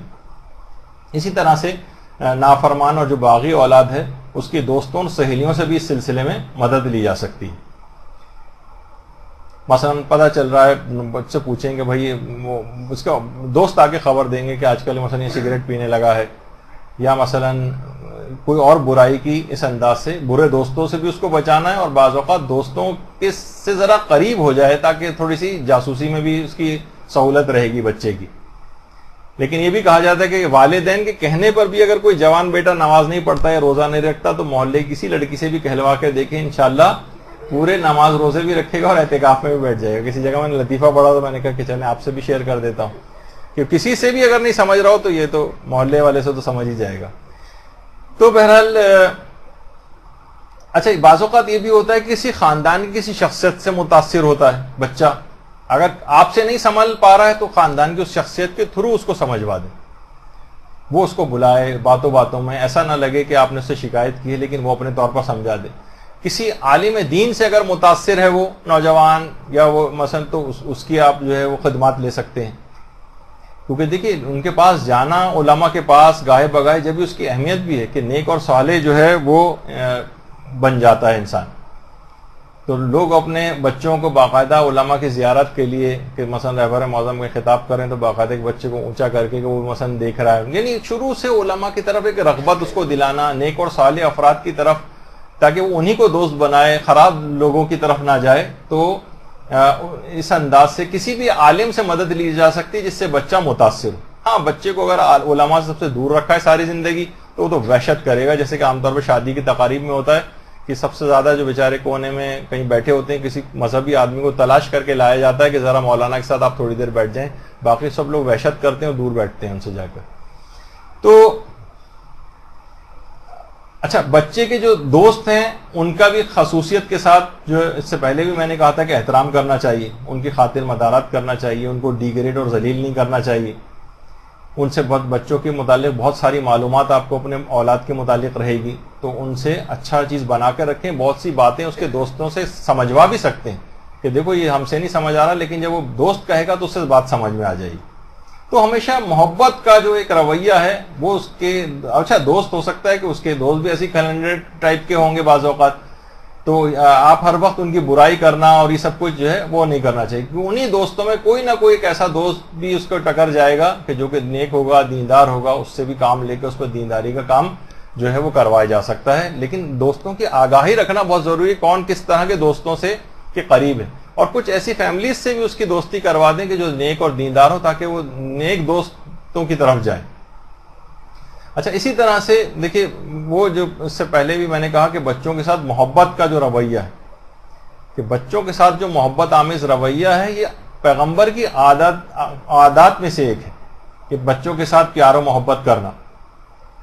پیغمبر کی خصوصی عادات میں سے تھا. باقاعدہ محجت البیضاء میں ملا محسن فیض کاشانی جن کی قبر مبارک ہے تو وہ اپنی کتاب میں انہوں نے لکھا ہے کہ جب بھی پیغمبر رستے میں سے کسی جگہ جاتے تھے اور رستے میں واپس آ رہے ہوتے تھے تو پیغمبر کو رستے میں اکثر بچے جو ہیں وہ گھیر لیتے تھے. پیغمبر بچوں کو دیکھ کر ٹھہر جاتے تھے, انہیں اپنے پاس بلاتے تھے, کچھ کو گود میں لے لیتے تھے, کچھ بچے ان پیغمبر کی پیٹھ پہ لٹک جایا کرتے تھے اور پیغمبر اپنے اصحاب سے کہتے تھے کچھ بچوں کو تم گود میں اٹھا لو. یعنی ظاہر پیغمبر 2 بچوں سے زیادہ تو نہیں اٹھاتے تھے تو اصحاب بھی اٹھاتے تھے, تو بچے بعد میں فخر و مباحت کرتے تھے کہ ہمیں پیغمبر نے اپنی گود میں اٹھایا. تو پیغمبر اس فیکٹر کو, محبت کے فیکٹر کو جو ہے وہ استعمال کرتے تھے. یہی وجہ ہے کہ آغا مہدی شمس الدین جو لبنان کے کتنے مشہور عالم گزرے, انہوں نے باقاعدہ کتاب لکھی ہے داستان ازواج و تربیت کے نام سے. اس میں ایک مرتبہ ایک تربیت یافتہ بچے کی معرفت کا ایک انداز پیغمبر نے کے سامنے ایک بچے نے اس کا مظاہرہ کیا کہ ایک چھوٹا سا بچہ تھا, پیغمبر کو اس نے دیکھا, پیغمبر کو بچے نے دیکھا اور آ کر سلام کیا پیغمبر نے سلام کا جواب دی. ٹھیک ہے, آغا مہدی شمس الدین نے اس روایت کو لکھا ہے. پیغمبر نے بچے سے ایک سوال کیا جس طرح بچوں سے عام طور پر سوال کیے جاتے ہیں کہ بیٹا کیا تم مجھ سے محبت کرتے ہو؟ بچے نے کہا خدا کی قسم یا رسول اللہ بالکل آپ سے محبت کرتا ہوں. اچھا, پیغمبر نے جس طرح بچوں سے سوال کیا جاتا ہے اچھا بتاؤ کیا اپنی آنکھوں کی طرح سے مجھ سے بھی محبت کرتے ہو جتنی اپنی آنکھوں سے کرتے ہو؟ ہاں یا رسول اللہ اس سے بھی زیادہ کرتا ہوں. اچھا, کیا جتنی محبت اپنے ماں باپ سے کرتے ہو اتنی کرتے ہو؟ کہا کہ نہیں یا رسول اللہ اس سے بھی زیادہ کرتا ہوں. اچھا, کیا اپنی جان سے بھی زیادہ محبت کرتے ہو؟ کہا یا رسول اللہ اپنی جان سے بھی زیادہ محبت کرتا ہوں. اچھا, رسول نے اب ایک لحاظ سے ایک بڑا جو اس کی معرفت کا جب طریقہ دیکھا, رسول نے ایک زیادہ ویسا سوال اس سے کیا معرفت کی تاکہ اس کی نشاندہی ہو جائے. اچھا, جتنی محبت مجھ سے کرتے ہو اتنی اپنے پروردگار سے بھی کرتے ہو؟ بچے نے کہا اللہ اللہ یا رسول اللہ, یہ مقام نہ آپ کے لیے ہے نہ دوسروں کے لیے, میں خدا ہی کی خاطر تو آپ سے ہی محبت کرتا ہوں. درود بھیجے محمد صلی اللہ علیہ وسلم.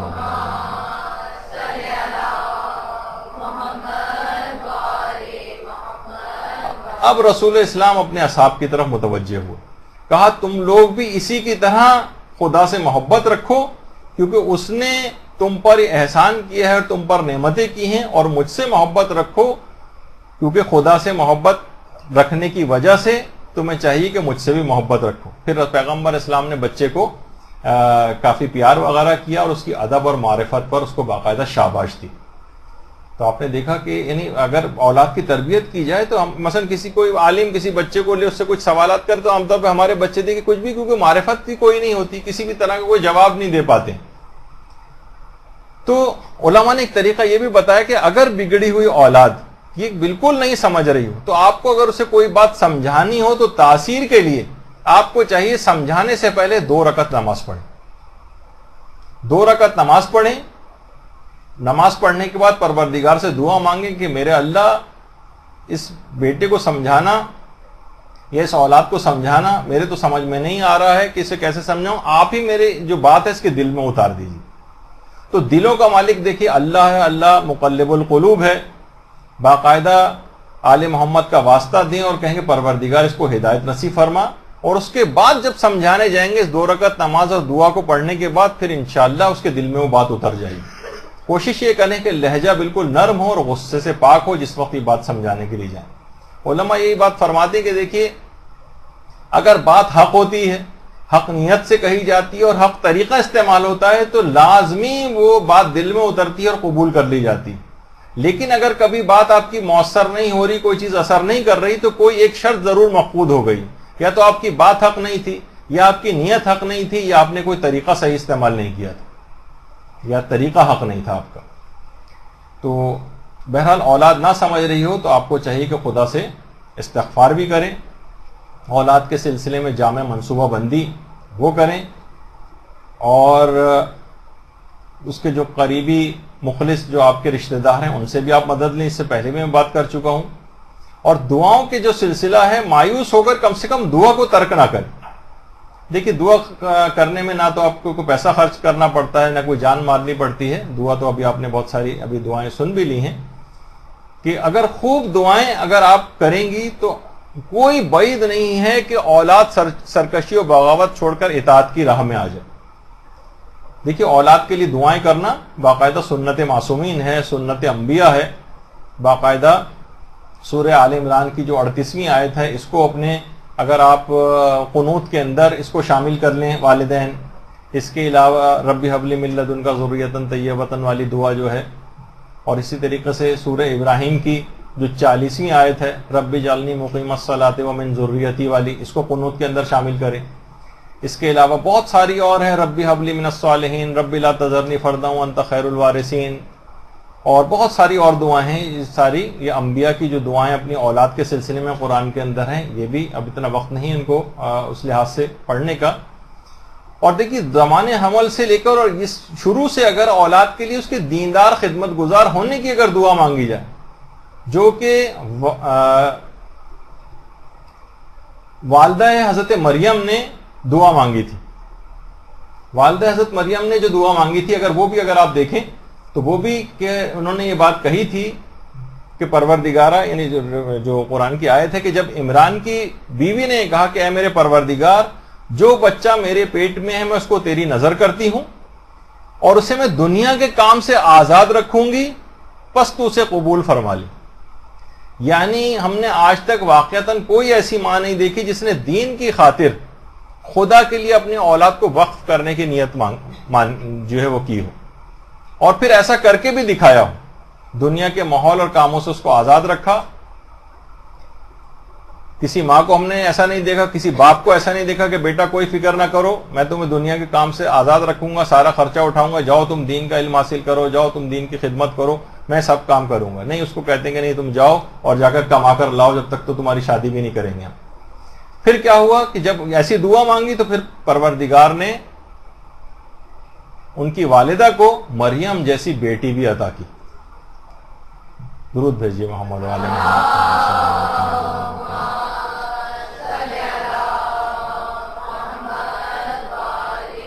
تو دعائیں کرنا بالکل لازمی. اچھا علماء نے ایک چیز اور بتائی، بس اس پہ ختم کریں گے کہ دیکھیے تربیت میں کوشش سے بھی زیادہ تفویض کا کام ہے. تفویض، اپنے امور کو اللہ کے سپرد کر دیں. ایک عالم فرماتے ہیں کہ نہ جانے کتنے لوگ مجھ سے علم حاصل کر کے گئے لیکن میرے بیٹا مجھ سے علم حاصل نہیں کر سکا، پڑھ کر ہی نہ دیا. ایک دن مجھے اپنے قلب پر ایک لحاظ سے القاء ہوا کہ تم تفویض سے کام لو. تو میں نے پروردگار سے اس کے بعد دعا کی کہ اللہ میری کیا حیثیت، میرا کیا علم، میری حکمت عملی سب کچھ بس اب آپ کے ذمے. فَفَوِّضُ أَمْرِي إِلَى اللَّهِ إِنَّ اللَّهَ بَصِيرٌ بِالْعِبَادِ. میں نے دعا مانگی، کہہ رہے اس دعا مانگنے کے بعد جب میں سویا تو اگلے دن اٹھا تو لڑکے نے اٹھایا اور ہاتھ میں کتاب تھی کہ بابا میں چاہتا ہوں کہ عالم دین بنوں، آج سے مجھے پڑھانا شروع کریں. ایک دن کی دعا سے امور اپنے اللہ کے سپرد کر دینا. جب کمال انقطاع اس طرح کا پیدا ہو جاتا ہے، دنیاوی تمام سہاروں سے انسان بے نیاز ہوتا ہے اور بالکل اللہ کی طرف رجوع کرتا ہے اور سارے سہاروں کو چھوڑ دیتا ہے، تو پھر دیکھیے کہ کس طریقے سے مدد آتی. تو اب بس آخر میں بہت ساری دیکھیے کہ چیزیں تشنا اس کے اندر پھر بھی رہ گئی. آخر میں بس پروردگار عالم سے دعا ہے، بلکہ امام زین العابدین علیہ السلام کی اس دعا کا واسطہ جو اولاد کے حق میں، اللہم صلی علی محمد وعلی محمد،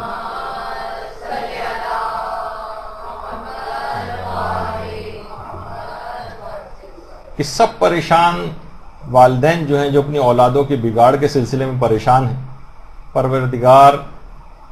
ان کی اس بگڑی ہوئی اولاد کو اطاعت گزار اولاد ان والدین کی اور اپنے اللہ کا فرما بردار تو بنا دے، تاکہ انہیں دین پر عمل کرتے دیکھ کر والدین کی آنکھیں ٹھنڈی ہوں اور سب تیری اس جاویدانی جنت میں ایک ساتھ ہمیشہ کے لیے جمع ہو جائیں. تو باتیں اس کے اندر بہت زیادہ تھیں، بہت سارے پہلو بھی تشنا رہ گئے، لیکن کسی نہ کسی طور پر تو ہمیں اس موضوع کو جو ہے آج ہر صورت میں مکمل کر لینا تھا. تو یہاں پر آج ہم اپنی اس گفتگو کو اختتام پذیر کر رہے ہیں، لیکن امید ہے کہ آپ اس سلسلے میں اپنا مطالعہ جاری رکھیں گی اور اس سلسلے میں باقاعدہ کام کریں گی، اور اس کو اپنی مجالس میں یا جہاں جہاں کہیں آپ تقاریر کے سلسلے میں بھی جاتی ہیں، مجلسیں پڑھتی ہیں، وہاں پر اس کو زیر بحث ان عنوانات کو آپ لے کر آئیں گی، انشاءاللہ پھر معاشرے کے اندر ایک باقاعدہ ایک تبدیلی پیدا ہوگی۔ وصلی اللہ علی محمد وآلہ الطیبین الطاہرین۔ درود بھیج يا مولا